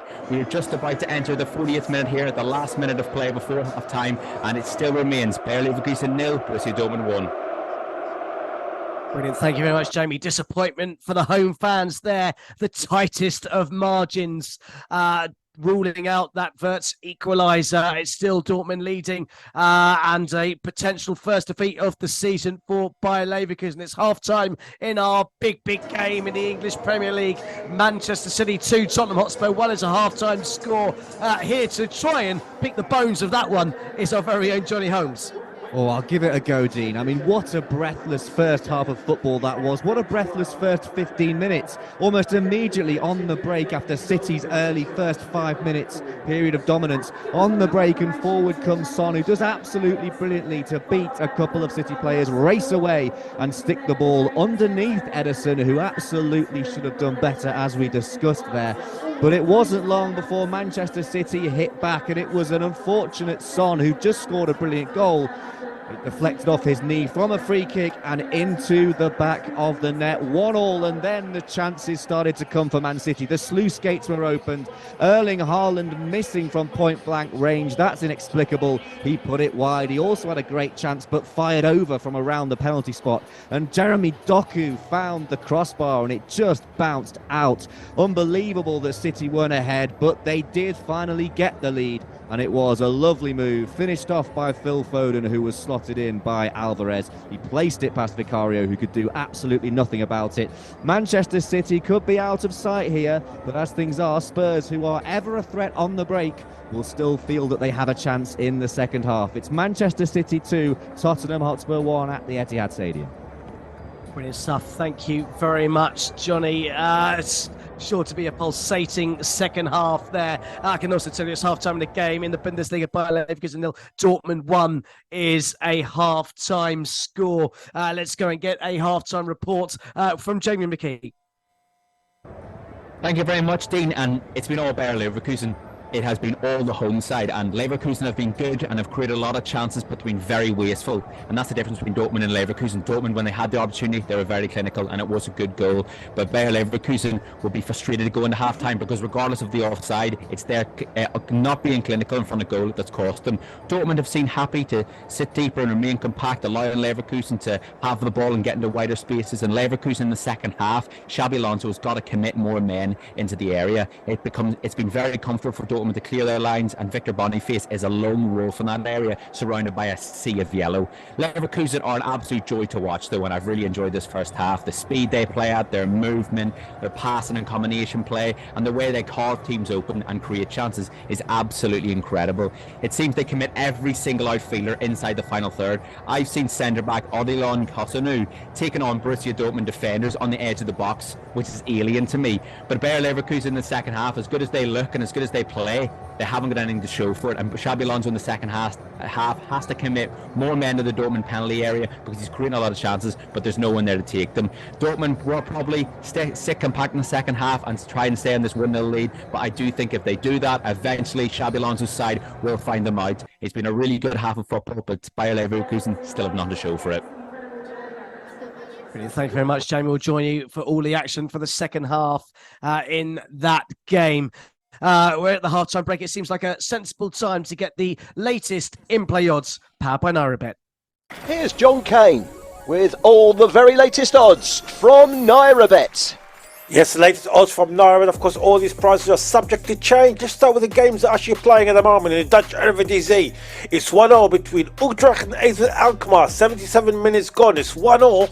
Utrecht at 5.50 for the win. The draw is 1.73, and an away win for Alkmaar is 3.50. The game at half-time, which is Manchester City Tottenham Hotspur, or Man City's home, to win at home is 1.08, so it's next to nothing. The draw is 11.0, and Spurs to win and turn it around, they are 34.0. Italian Serie A, 24 minutes gone, and still Sassuolo 0, AS Roma 0. Sassuolo are 4.20 for the win. The draw is 3.20, and Roma are 2.10. Right, the Bayer Leverkusen game, they're losing at home. I've just heard from Jamie McKee at half-time to Borussia Dortmund by a goal to nil. However, the odds on Leverkusen have just gone down to 3.0. So, for the price they got, they're a very, very good price. They're playing at home. The draw is 3.30, and for Dortmund to maintain that win, they are 2.40. Again, two good prices. Depends what you're looking at. But I'm not going to give you any tip in that any way, shape or form. Let's quickly look at the Spurs-Manchester City game just before we go on the break in Nigeria. If you say it's going to be over 5.5 goals, is that what you're after, Dean? That's it. 5.5 goals. Yeah, over 5.5 goals is 2.30, and if you want to push it a bit further up to over 7.5 goals is 9.0. Of course, Dean Guilford last week, if you haven't heard, he got it right. So there was a plenty of goals for the Chelsea game, and who knows, it's only as little as 2.30 for over 5.5 goals. I'm sure it was a bit higher early on. All these prices are from NairaBet, and as all prices are subject to change.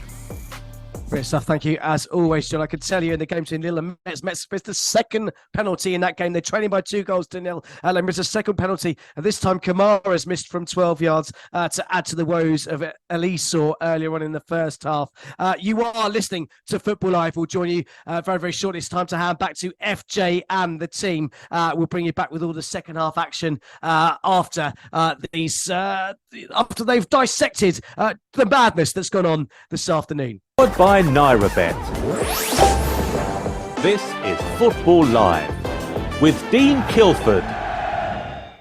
Well, thank you very much, FJ and the team in Lagos. Let's go straight back to the Etihad, where we're underway in the second half. Changes in the starting 11 for Tottenham, but no changes in the way this game has started. No, absolutely not. City swarming all over the Tottenham defence. You mentioned it there that Brian Gil has been brought off for Højbjerg, which I believe is an attempt by Postecoglou to try and get some strength in that midfield, try and get a grip of the centre of the park. Doesn't seem to have worked so far, though, because Manchester City are pressing so high and just nipping at the heels of the Spurs defence. Davis and Emerson, the two makeshift centre-backs, playing out of position, maybe a little bit uncomfortable. They just can't get the ball on the floor, and when they try to, City are there, and they were nearly in straight off the back of the second half getting underway as Haaland slid it in to Bernardo Silva, whose outside of the foot effort was curling goalwards, and a brilliant full stretch save by Vicario to keep it out. A very strong hand, and from the resulting corner, Diaz's header just trickled into the gloves of the grateful Spurs goalkeeper. City have won the ball high up several times already. We've only played 48 minutes, only 3 minutes of this half so far. 2-1 to Manchester City. Great stuff. Thank you very much, Johnny. It's also kicked off in the second half in the game at Leverkusen. Leverkusen versus Borussia Dortmund. Leverkusen looking to avoid defeat for the first time this season. How have they started the second half, Jamie? Thanks, Dean. They've started the second half just like they finished the first half. Attack. They've actually had 2 corners in the first 2.5 minutes of the second half so far, but both corners have actually been cleared by Mats Hummels, who's been really good at box defending today for Borussia Dortmund, and the entire Borussia Dortmund back four themselves need to take some real credit because they have been really solid defending their own area. But like I said, it has been all Leverkusen so far, and it continues to be all Leverkusen so far. I'd love to know the momentum map and the heat map of where this game is being played, because I can imagine it is all inside Bayer Leverkusen's final third. But we are just entered the 40th minute here. Even though Leverkusen are on top, they're still without a goal, and Dortmund are still 1-0 up after 48 minutes here, live at the Bayer Arena. Great stuff. Thank you very much, Jamie. You wonder if Dortmund's defence can hold out against this constant Bayer Leverkusen attack. Unbeaten and top of the Bundesliga as things stand. Will they maintain their superiority come 90 minutes? Let's find out. Of course, our big feature game in the English Premier League at the Etihad Stadium is Manchester City versus Tottenham Hotspur. We caught up with both managers ahead of this game. We'll start with Pep Guardiola, who spoke about his admiration for Ange Postecoglou. He's already there. So in a period of short time, even the games that didn't win lately, I'm impressed how good many things they do, and how many chances they create, and how aggressive in all departments. So he came here and nothing, in a few months, you recognize perfectly his team. Every manager or every team plays for the desire for the manager. So and he has done in the past, I think in Japan, and of course in Glasgow with Celtic. And now he make football a better place, persons like Ange. So because his teams, his manager has said many times, but at the same time a spectator. Well, that's full of praise and admiration for arguably the world's greatest club manager at the moment in Pep Guardiola, saying that Ange Postecoglou makes football a better place and makes the Premier League a better place. Well, the Premier League is certainly stepping up today with results and goals as we bring you them live on Football Live. Let's hear how Ange Postecoglou said he was going to approach this game, and he's certainly stuck to his guns. The reason we're going to play the way we are is because that's the way I think is the best way for us to get the result. At the same time, we have a plan in place to sort of become a certain kind of football team and try and bring success to this football club. And it's not an easy road, and you're going to get challenged a long way. And your resolve only gets challenged in tough times. It doesn't get challenged when things are going well. It's kind of easy just to roll along with it. But invariably, there's tough times, and we're going through one right now. And we've just got to stay strong in terms of who we want to be and make sure that we don't sort of lose focus of the end game. Well, indeed, they don't need to lose focus, but they are losing this game and are on course to lose 4 consecutive Premier League games for the first time since David Pleat was in charge back in 1998, where they actually lost a run of 6 games in that run. There's been another change of personnel at the Etihad Stadium. It's the home side now that are just tweaking things slightly, Johnny Holmes.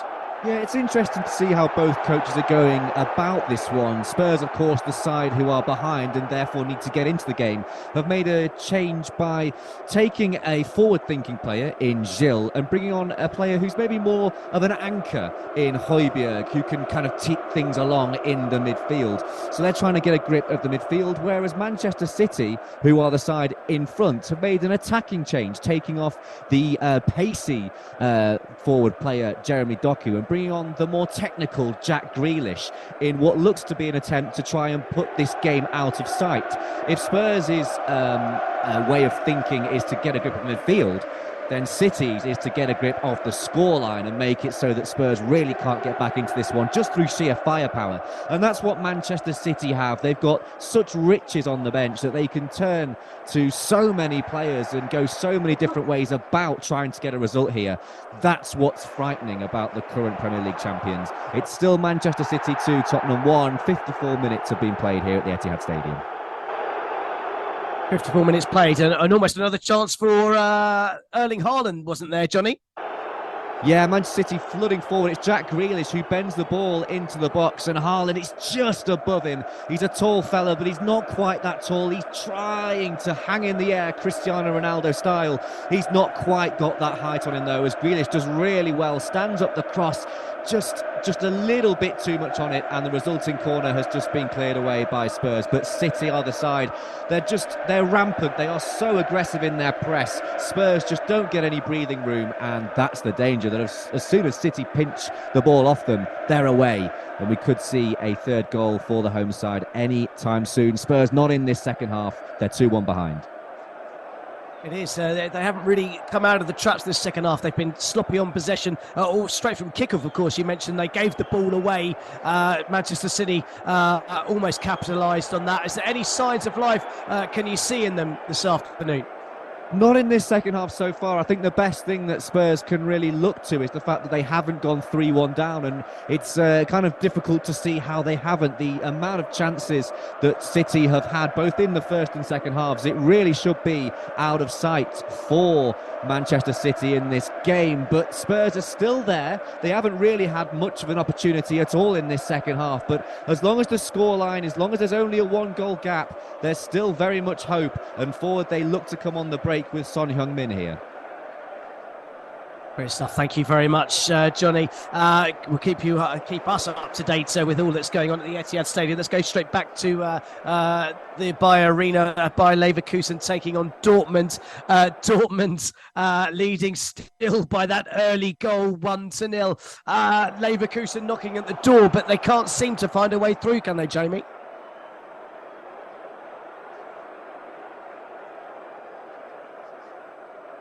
Well, hopefully we'll be able to join Jamie very, very shortly to bring us updates of that game between Bayer Leverkusen and Borussia Dortmund. Still 1-0 to the visitors in that game. I can tell you the English FA Cup, it finished Wrexham 3, Yeovil 0. Dalby with a 93rd minute's third goal for the home side that safely sees them through to the FA Cup third round. I now can rejoin Jamie McKeague, who is bringing us all of the details of the game between Bayer Leverkusen and Dortmund. Things are just boiling up on the pitch at the Etihad between Manchester City and Tottenham. But let's go to Germany. Apologies, there are some technical difficulties, but Leverkusen have been knocking on the door, but I must admit, in the last 5, 6, 7 minutes, it's been Dortmund who've been on top, and they've had their best spell of the game so far. They've been moving the ball nicely. They've been attacking Leverkusen. They forced Leverkusen to defend a little deeper. Jeremy Frimpong and Grimaldo have had to track back a little bit, and they really haven't to it all game. It's been a nice spell from Dortmund. Didn't create anything massive. They weren't too clinical inside the final third. It was a couple of half chances, a couple of chances that were blocked or easy saves for Hradecky and goal, but it's positive from Dortmund, and Dortmund fans and the Dortmund manager will be pleased with this. But they are still holding on to a 1-0 lead, and we're just entering the 56th minute. Great stuff. Thank you very much, Jamie. Just saw a shot in the crowd of Tom Brady at the Etihad Stadium. Those of you that like your American football, Tom Brady names the GOAT of the NFL with 7 Super Bowl victories, more than any other franchise. That player's got more on his own than any other franchise in NFL history. Let's bring you up to date with latest scores elsewhere. Lille 2, Metz 0. We're into the final 10 minutes of that one. In Serie A, Sassuolo 1, AS Roma 0. Mateus Henrique with the goal after 25 minutes for the home side in that game. We are at half-time in that one, so a bit of a shock potentially in that one. Roma 7th in the table as it stands. We're looking to climb as high as 4th and above Napoli in the table, but Sassuolo, who have a mixed record this season, did get a victory last time out against Empoli, leading that one by a 1-0. I can tell you it finished in the game in the Eredivisie. Utrecht 1, AZ Alkmaar 1. That's a full-time score. In the Liga, we're about 20 minutes into the game between Seville and Villarreal. Goalless still the game there. No goals in the Liga at all this afternoon. The full-time scores: Mallorca 0, Alaves 0, Almeria 0, Betis 0 full-time scores. So no goals in the Bundesliga. The place for goals, as you're hearing on Football Live, is the English Premier League. 4 at the Vitality Stadium as it finished. Bournemouth 2, Aston Villa 2.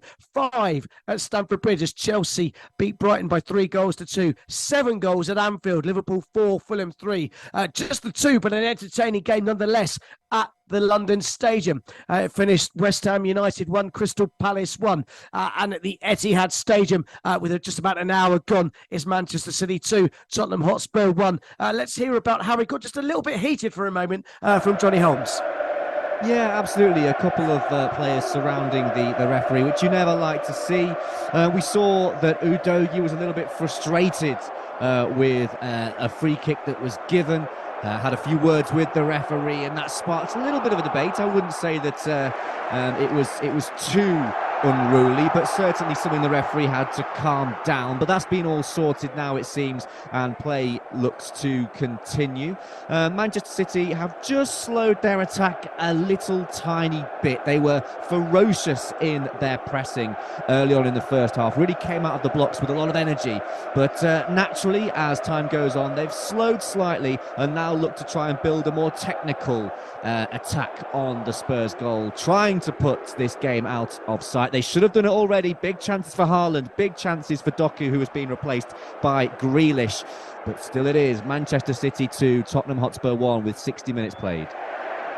Brilliant stuff. Thank you very much, Johnny. Manchester City looking to get themselves a point behind league leaders Arsenal, who, of course, beat Wolves by 2-1 yesterday. Yeah, we caught up with Mikel Arteta after that game to give us his reaction on his side's victory and extending their lead to 4 points in the table. I can only praise the players. The way they played, competed, they were excellent. I think we played against a really good side, and we generated so much, conceded almost nothing. And the scoreline should have been very different. We were really unlucky in certain moments as well, because we hit the post 2 or 3 times, I think. And at the end, we made an error close to the goal. In the Premier League, you get punished big time, and then it's game on. But overall, I'm really, really happy with how we perform again. So Mikel Arteta, positive and happy with his side's performance and victory. They were completely dominant until about 20 minutes to go, where Wolves found themselves back in the game and almost managed to find an equaliser, but that Arsenal held on, and they are top of the table, and they will be going into midweek fixtures no matter what the result here at the Etihad Stadium this afternoon, where Manchester City still lead by 2-1. Let's go back to the game between Bayer Leverkusen and Borussia Dortmund, where Leverkusen almost had another chance. In fact, I'm just going to hold off as Tottenham have a really good chance to potentially get another goal there. The offside flag has been raised. We can now go to Jamie. Do give me your apologies. Sorry, don't give me apologies, Jamie. I'll give you my apologies, Jamie. Yeah, no problem, Dean. It was actually a bit of a commentator's curse from me. I just said Dortmund were on top, but as soon as you went away from me, Leverkusen turned it around and started dominating all over again. Jonas Hoffmann had a good opportunity, which was blocked by Kobel, and it was a gorgeous move by Bayer Leverkusen. Wirtz, Frimpong and Hoffmann all combining with one-touch passes, slicing Dortmund apart. Wirtz played a lovely through ball down the byline for Hoffmann to chase. Hoffmann tried to play a square ball across to the face of goal to Victor Boniface, but Gregor Kobel stuck his right leg out and cleared it. And then it was inevitably cleared by another Dortmund centre-back, and the chance was over. But it was a lovely move, and Leverkusen have been right back on top again. Dortmund had their little spell, but Leverkusen are right back into this. However, like I've been saying all game, they're still trailing that equaliser, and we've just entered the 61st minute here at the Bay Arena, and it is still Bayer Leverkusen 0, Borussia Dortmund 1.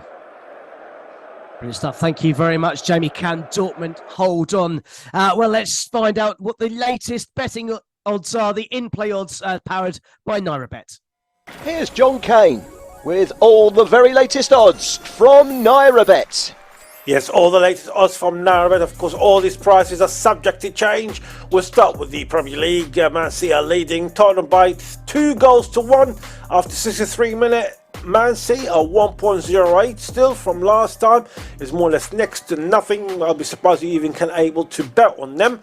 They are 10.0 for the draw and 51.0 for Tottenham away win. We'll ask Johnny Holmes what does he think of them odds. So write it down, Johnny.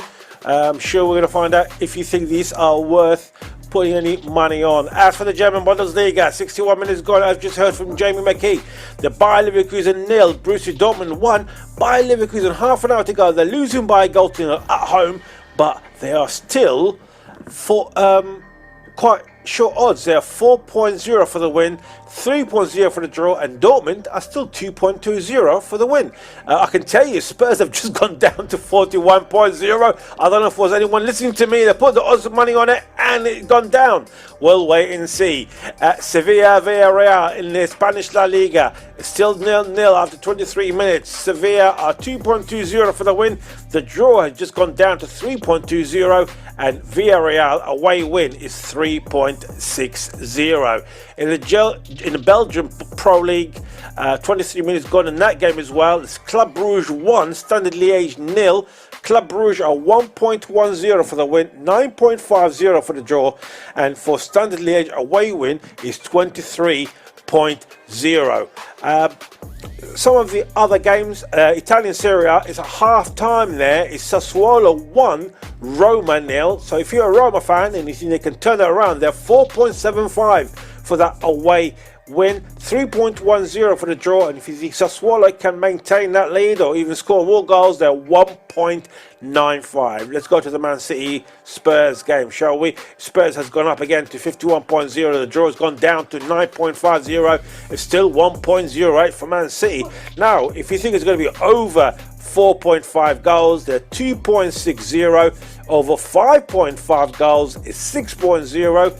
And if you think, let's have a look. If you think Man City are going to win 4-1, as one of the old listeners said it early on, speaking to FJ, they are 6.0 for Man City to win 4-1. Well, if you think Spurs will win 4-2, it's 251.0. Now, I'll say it's possible, but I'm sure we all believe in miracles, Dean, don't we? So I'll keep your money in your pocket, John, if I was you. But if you want similar odds for Man City to win 5-3, they are 251.0 on that as well. So it can happen, obviously, but probably more realistic, probably 4-2 for Man City, probably a couple of more goals if you think it's Man City will do, and probably another goal for Spurs. They are 19.0. Now, if you go to the next goal scorer, the player scored the fourth goal. In front of me, Rodri is on 21.0. Kolozowski 34.0. Brennan Johnson had a couple of chances already, hasn't he? He's 19.0. Alvarez, he's 7.0. Kyle Walker to score against his old club, he is 67.0. And I don't know if there's any changes in that game because I can't seem to find Heung-min Son. Oh no, he is here. He is 15.0 to score next. Also, finally, Phil Foden, who scored the second goal for Man City, he is 10.0.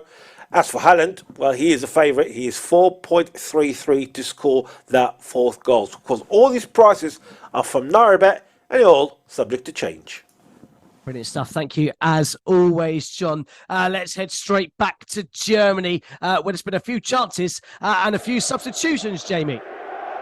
A huge double chance for Bayer Leverkusen, and how Dortmund are still ahead, I have no idea. The ball made its way into the Dortmund penalty area. Grimaldo, the left wing back, managed to keep it alive and flicked it onto the midfielder, Ezekiel Palacios, who made a really good run of the box. His first touch took him into the 6-yard box, but Mats Hummels, the Dortmund legend, saved his side once again with a fantastic challenge. The loose ball then fell to Hoffmann on the edge of the area. The first shot was saved well by Gregor Kobel, who turned it behind for Leverkusen's 12th corner of the game. And it's worth noting that the Borussia Dortmund haven't had a single corner so far. But then both sides did make a change. Adley replaced Hoffmann for Bayer Leverkusen, and Papadopoulos replaced Nico Schlotterbeck, and Englishman Beno Gittens was replaced by Kerem Adeyemi. It is the 66th minute. Somehow it is still Bayer Leverkusen 0, Borussia Dortmund 1. It's still Bayer Leverkusen 0, Borussia Dortmund 1, but it's no longer Manchester City 2, Tottenham Hotspur 1. The goals, powered by NairaBet. They just started feeling their way into the second half and they found the back of the net.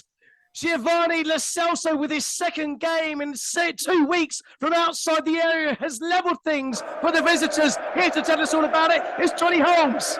The second half springs to life at the Etihad, and what a finish it is from Lo Celso. And it's Spurs. We've mentioned Man City's press going forward, but it's Spurs who just nip it away from the Man City defenders. And Lo Celso, from about 25 yards out, he curls it into the bottom corner. It's a fantastic finish. He receives it from Son, who makes the run, brings the defender away, and not even the sliding Rodri could get in there. It was Diaz, in fact, sliding in to try and block it from Lo Celso, who finds the post. In off the post it goes. Ederson's getting nowhere near that. What a finish, and what a game we've got here. Spurs are level, Manchester City 2, Spurs 2, 70 minutes played, and there's surely more goals in this one. Unbelievable stuff, Johnny Holmes. Manchester City 2, Tottenham Hotspur 2. At that point, would see Manchester City stay third in the table, 3 points off leaders Arsenal. This point would see Tottenham Hotspur climb up to fifth above Newcastle United. They'd be 6 points off the top, and they'd remain 3 points behind Manchester City. And it's Tottenham who are firmly on top, and they've got a corner. But of course, we'll bring you the details of that and what's going on here at this pulsating game at the Etihad Stadium on this pulsating afternoon on Football Live, because you are listening to Football Live. Next Saturday afternoon on Football Live, Arsenal go to Aston Villa in the late kick-off. A huge match for both teams in the Premier League. Manchester United are in Old Trafford action against Bournemouth. Brighton and Hove Albion take on Burnley. Sheffield United are up against Brentford, and Wolverhampton Wanderers meet with Nottingham Forest. There are some big names and some big games around Europe on next Saturday's show. We'll feature Borussia Dortmund, Real Madrid and AC Milan. Join your host John Kane next Saturday afternoon for another action-packed afternoon of big football action, exclusive to Breedler FM with Football Live. Calling all high flyers who fancies a free flight on us. Naira Vegas are making it rain with 1 million, yes, 1 million free flights on Aviator. Claim unlimited flights with no minimum stake. The sky's the limit. Every day it will randomly rain free flights through the chat feature. Simply place your bets on Aviator and watch it rain free flights in the chat. Make sure you board the plane. You wouldn't want to miss out on a maximum multiplier of times 250,000. Full terms and conditions apply. Must click claim in the chat to be rewarded. Free flights for Aviator only. Must be 18 plus. Please play responsibly. You are listening. You are listening You are listening to Football Live. to Football Live to Football Live. on Brila FM. Follow us on Twitter at FootBLive. And you could not have scripted this. It's a very erotic voice, by the way. And Sean Dice. I have gravel for breakfast. Liverpool leaving gaps left, right, and centre. Unbelievable. Oh, Liverpool fans. Oh, Liverpool fans. Your emotions must be going all over the place. Boom. Liverpool 7, Manchester United 0. This is just incredible. We lack belief. You'll struggle to find a better team in form than Unai Emery's Aston Villa. But very happy. It's very good. 4 hours of football every Saturday and Sunday on Brila FM with Football Live. Let's get back to the action on Football Live. Powered by NairaBet. This is Football Live with Dean Kilford. Well, let's get straight back to the Etihad Stadium where Tottenham almost took the lead, Johnny Holmes. Spurs have sprung into life in this second half, and they could indeed have gone 3-2 up here. It's Lo Celso again from range. Out of nothing, he is suddenly starting to affect the course of this game. He blasts it, it's a rocket, and it just nips off the heels of Jack Grealish. And that little deflection makes a massive difference, as it looked like it may well have been heading in, but it deflects behind from a corner. And from that resulting corner, it's whipped in and headed out. It falls to Brennan Johnson, who strikes it from range. He gets blocked, and it could have gone absolutely anywhere. It doesn't quite drop for Spurs, but I tell you what, that was pinball, and it could well have been another glaring opportunity. Man City looks shell-shocked, and you can hear it at the Etihad Stadium. They try and roar their team on, but it's Spurs coming forward at the moment. 2-2, 73 minutes played. Well, interesting stat. Giovanni Lo Celso has only scored 3 times for Tottenham Hotspur. One of those was last week against Aston Villa, but 2 of them have come against Manchester City. There's a yellow card just been given for Pedro Porro for a foul on Jack Grealish. So he went straight through behind. No arguments there, although he's trying to proclaim his innocence there. So a yellow card for Pedro Porro. There was also an incident. We can go back to Johnny Holmes. Just potential possible VAR intervention. Erling Haaland going in strong with his arms on Emerson Royale. What did you make of that? Yeah, Haaland does, when he's a big lad, and he does throw his frame around quite a bit, and he was just going up for a header, and the elbow was out a little bit, and he had eyes on the ball, but I think he knew in the back of his head that he had a player on him, and he just the elbow came out. I don't think it was a red card offence. I think that's the sort of thing that happens, 2 or 3 times every match. There wasn't really severe contact at the end of it. If he'd have maybe connected with the elbow, then it could be a very different story. But you can't be giving red cards on what might have happened. You can only really give it if it does happen. So I'm not going to say that I expected much to happen there, and it didn't. The VAR waved it on, and on play continued. Haaland, though, has cut a frustrated figure. He's had 2 big chances in the first half, hasn't taken either of them. And as it's turned out, his team are in a bit of trouble here. 2-2 at the Etihad, and Haaland could have put them out of sight. He didn't, and now he and his team need to step up to find something as they look to come forward here.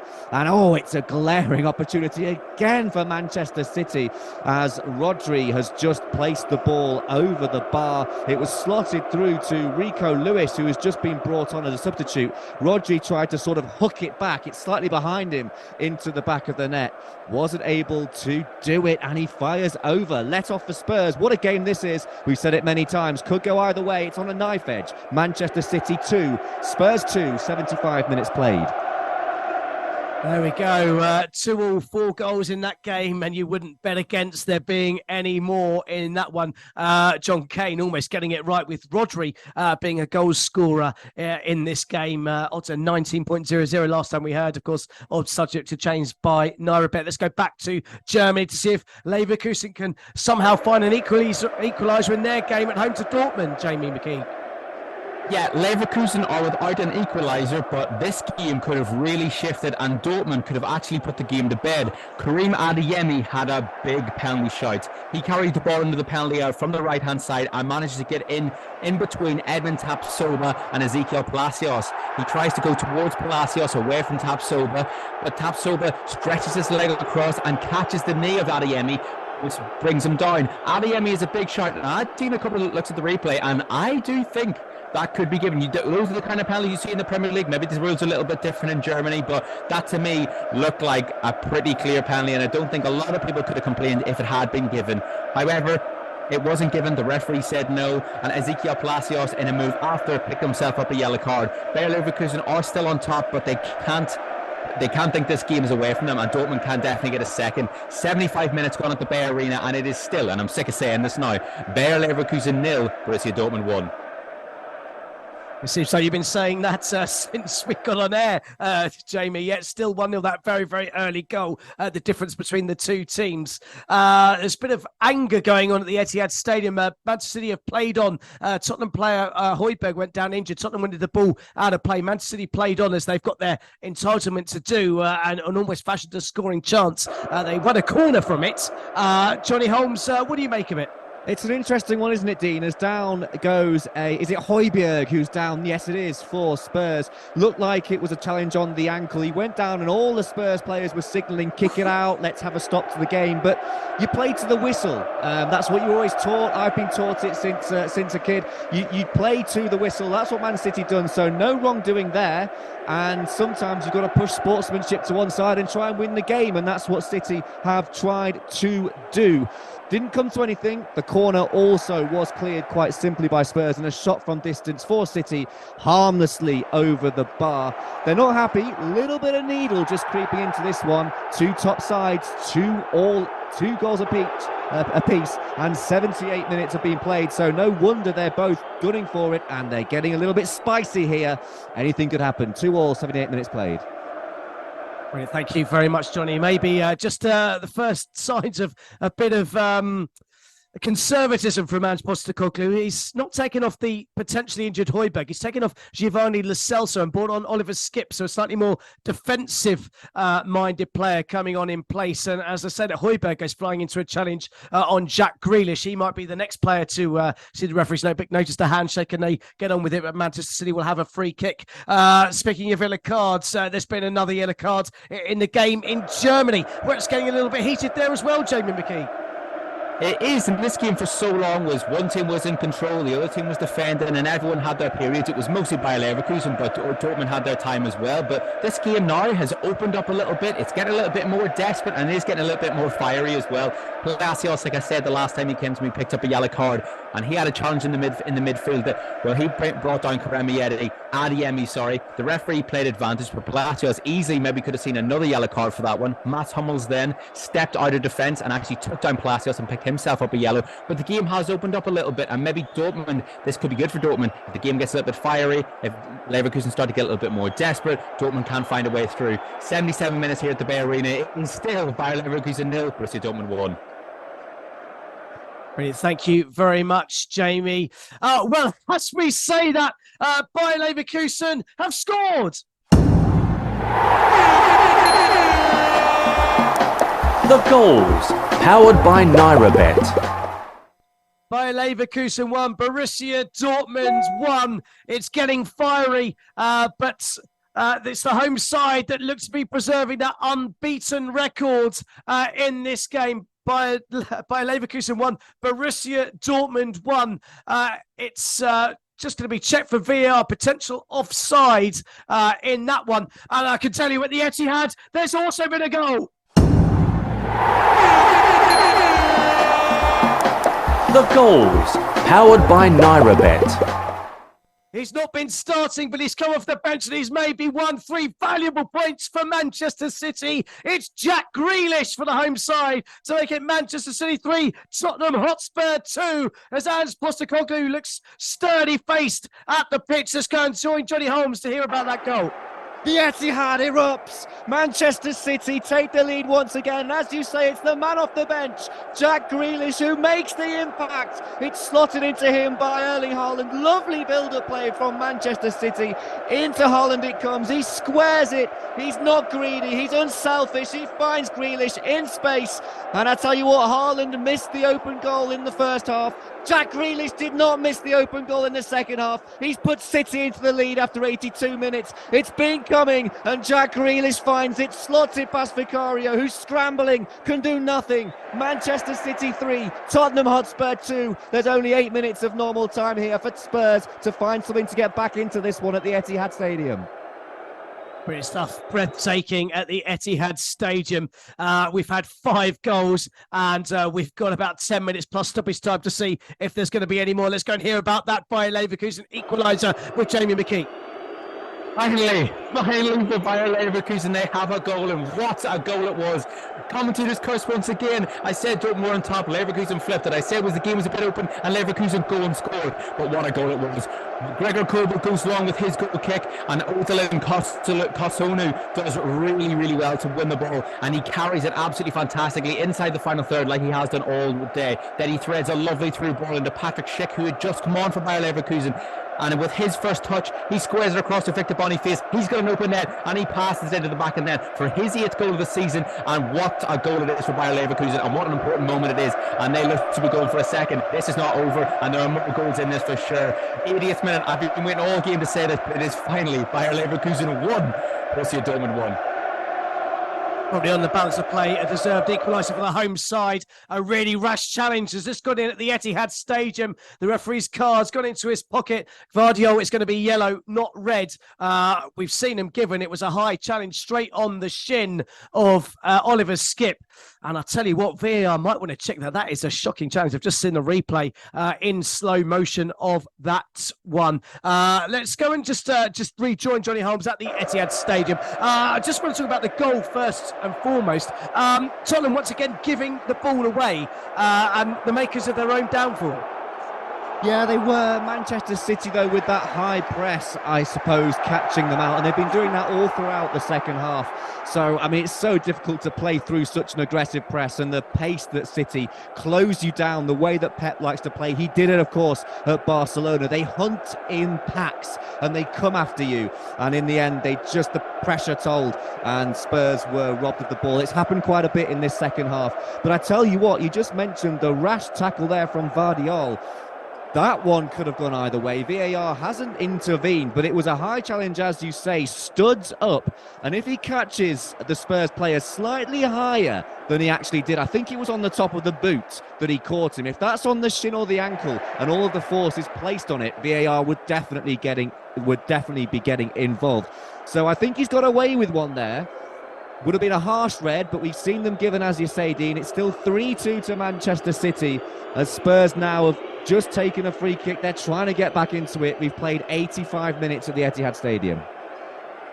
Brilliant stuff. So still 3-2 to Manchester City in that game. Two teams that are very interested on the results of this game. Well, there are many teams interested in the result of this game, but two teams that played yesterday with one eye on this fixture were Newcastle United and Manchester United. It was the former that came along victors, and they currently occupy 5th place in the table. That team is Newcastle United. Erik ten Hag spoke after the game about that defeat and just saying that the onus is on the players, despite previously being the Premier League's in-form team.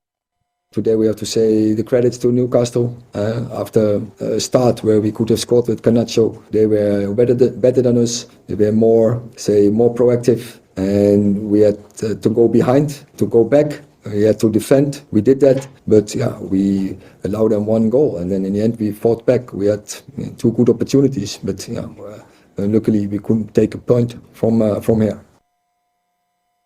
So Erik ten Hag saying it's down to the players to get themselves back on track and try and get something from this game. A succession of corners for Tottenham at the Etihad Stadium as they push to get an equaliser. You are listening to Football Live. You are listening to Football Live.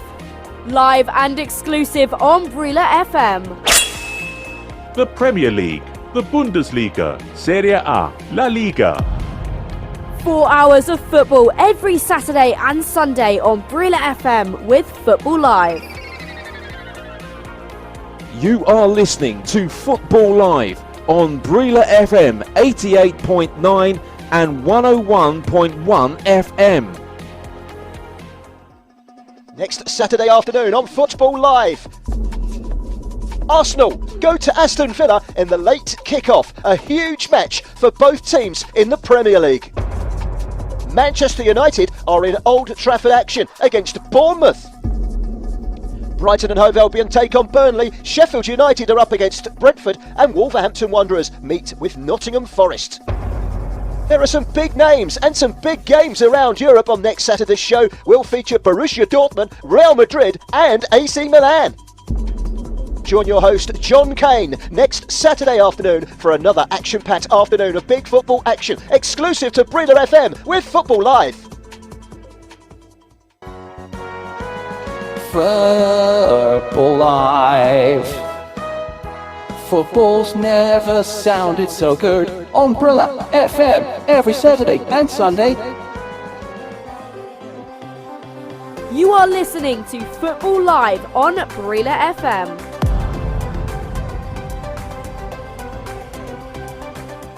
Introducing NairaBet's new feature, ShareBet. Celebrate victories, showcase your skills, and join the NairaBet community today. Ever wished you could share the excitement of your bets with friends and fellow enthusiasts effortlessly? Well, now your betting experience can be shared with just a click, making every moment unforgettable. How to share your bet. Step 1. Place your bets at nairabet.com. Step 2. Go to the My Bet section. Step 3. Select the drop-down on your bet slip. Step 4. Select Share Bet to copy your bet. Your bet is now ready to be shared with the world. Must be 18 plus to place a bet. General terms and conditions apply.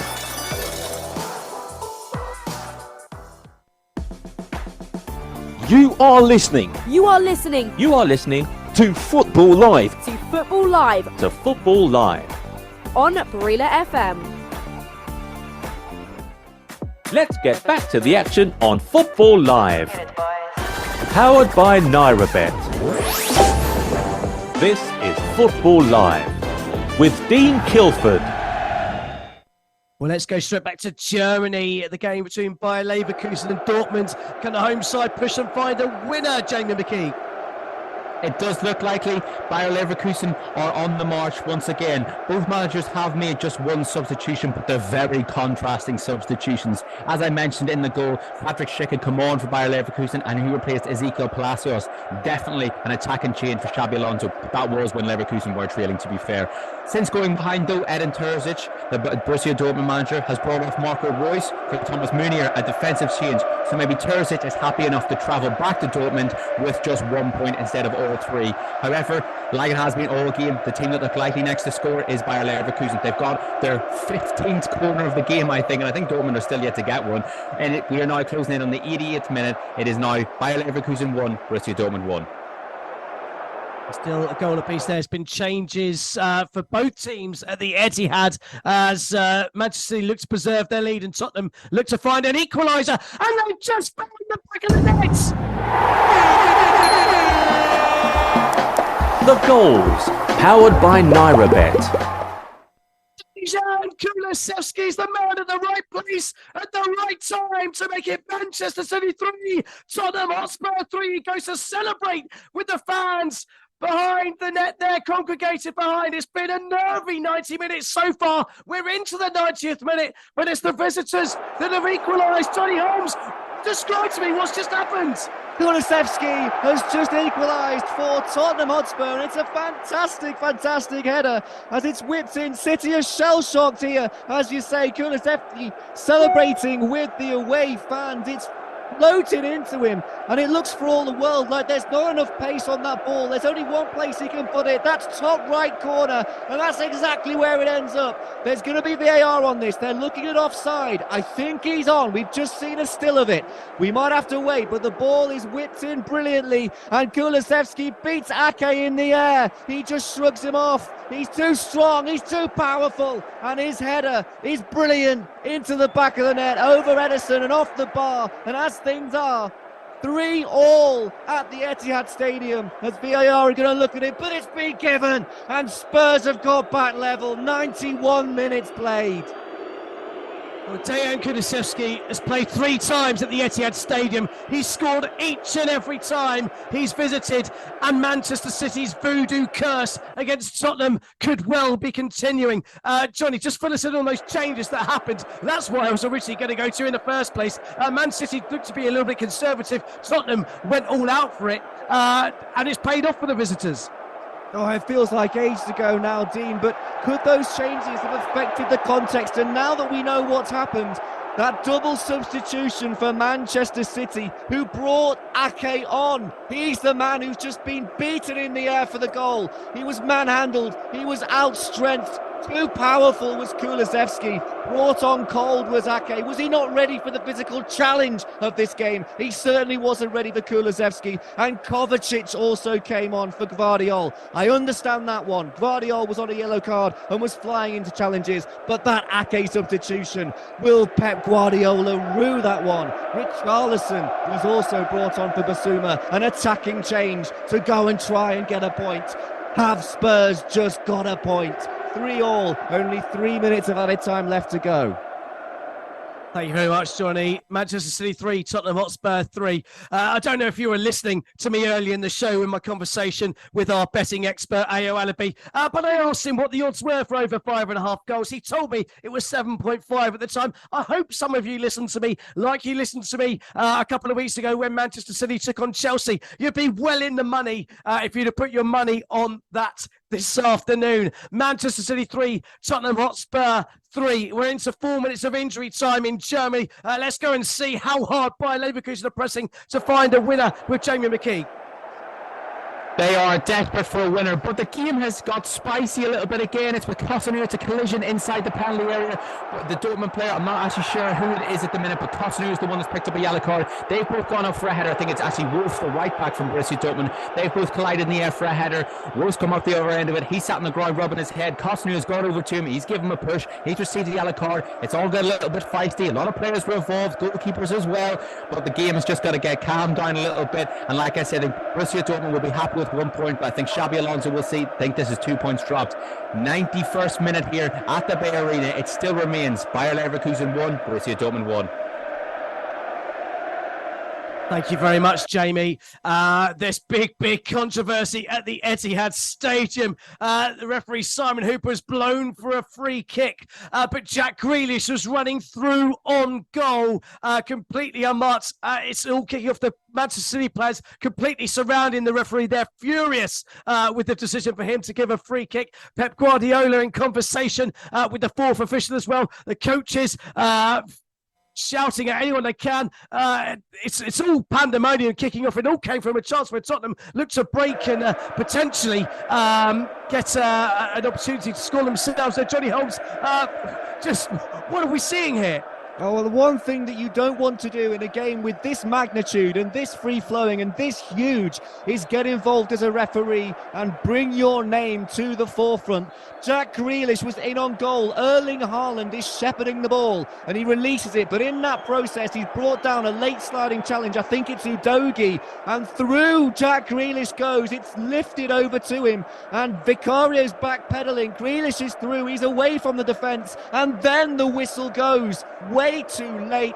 City in on goal and denied a clear opportunity by the refereeing. That is definitely going to be mentioned in Pep Guardiola's post-match interview, should things stay the way they are. Erling Haaland's furious, Pep Guardiola is furious, the Etihad Stadium is furious. Manchester City 3, Spurs 3. There's only 10 seconds of this match left in terms of added time. Will it be extended as the complaints continue from Jack Grealish? 3-3, 95 played. 3-3. Just notable is Jamie Donnelly's just come on to make his debut for Tottenham as well. Tottenham youngster coming up through the academy, making his debut, coming on in place of Brennan Johnson, who, to be fair, did look shot, I should say, at the end of this one.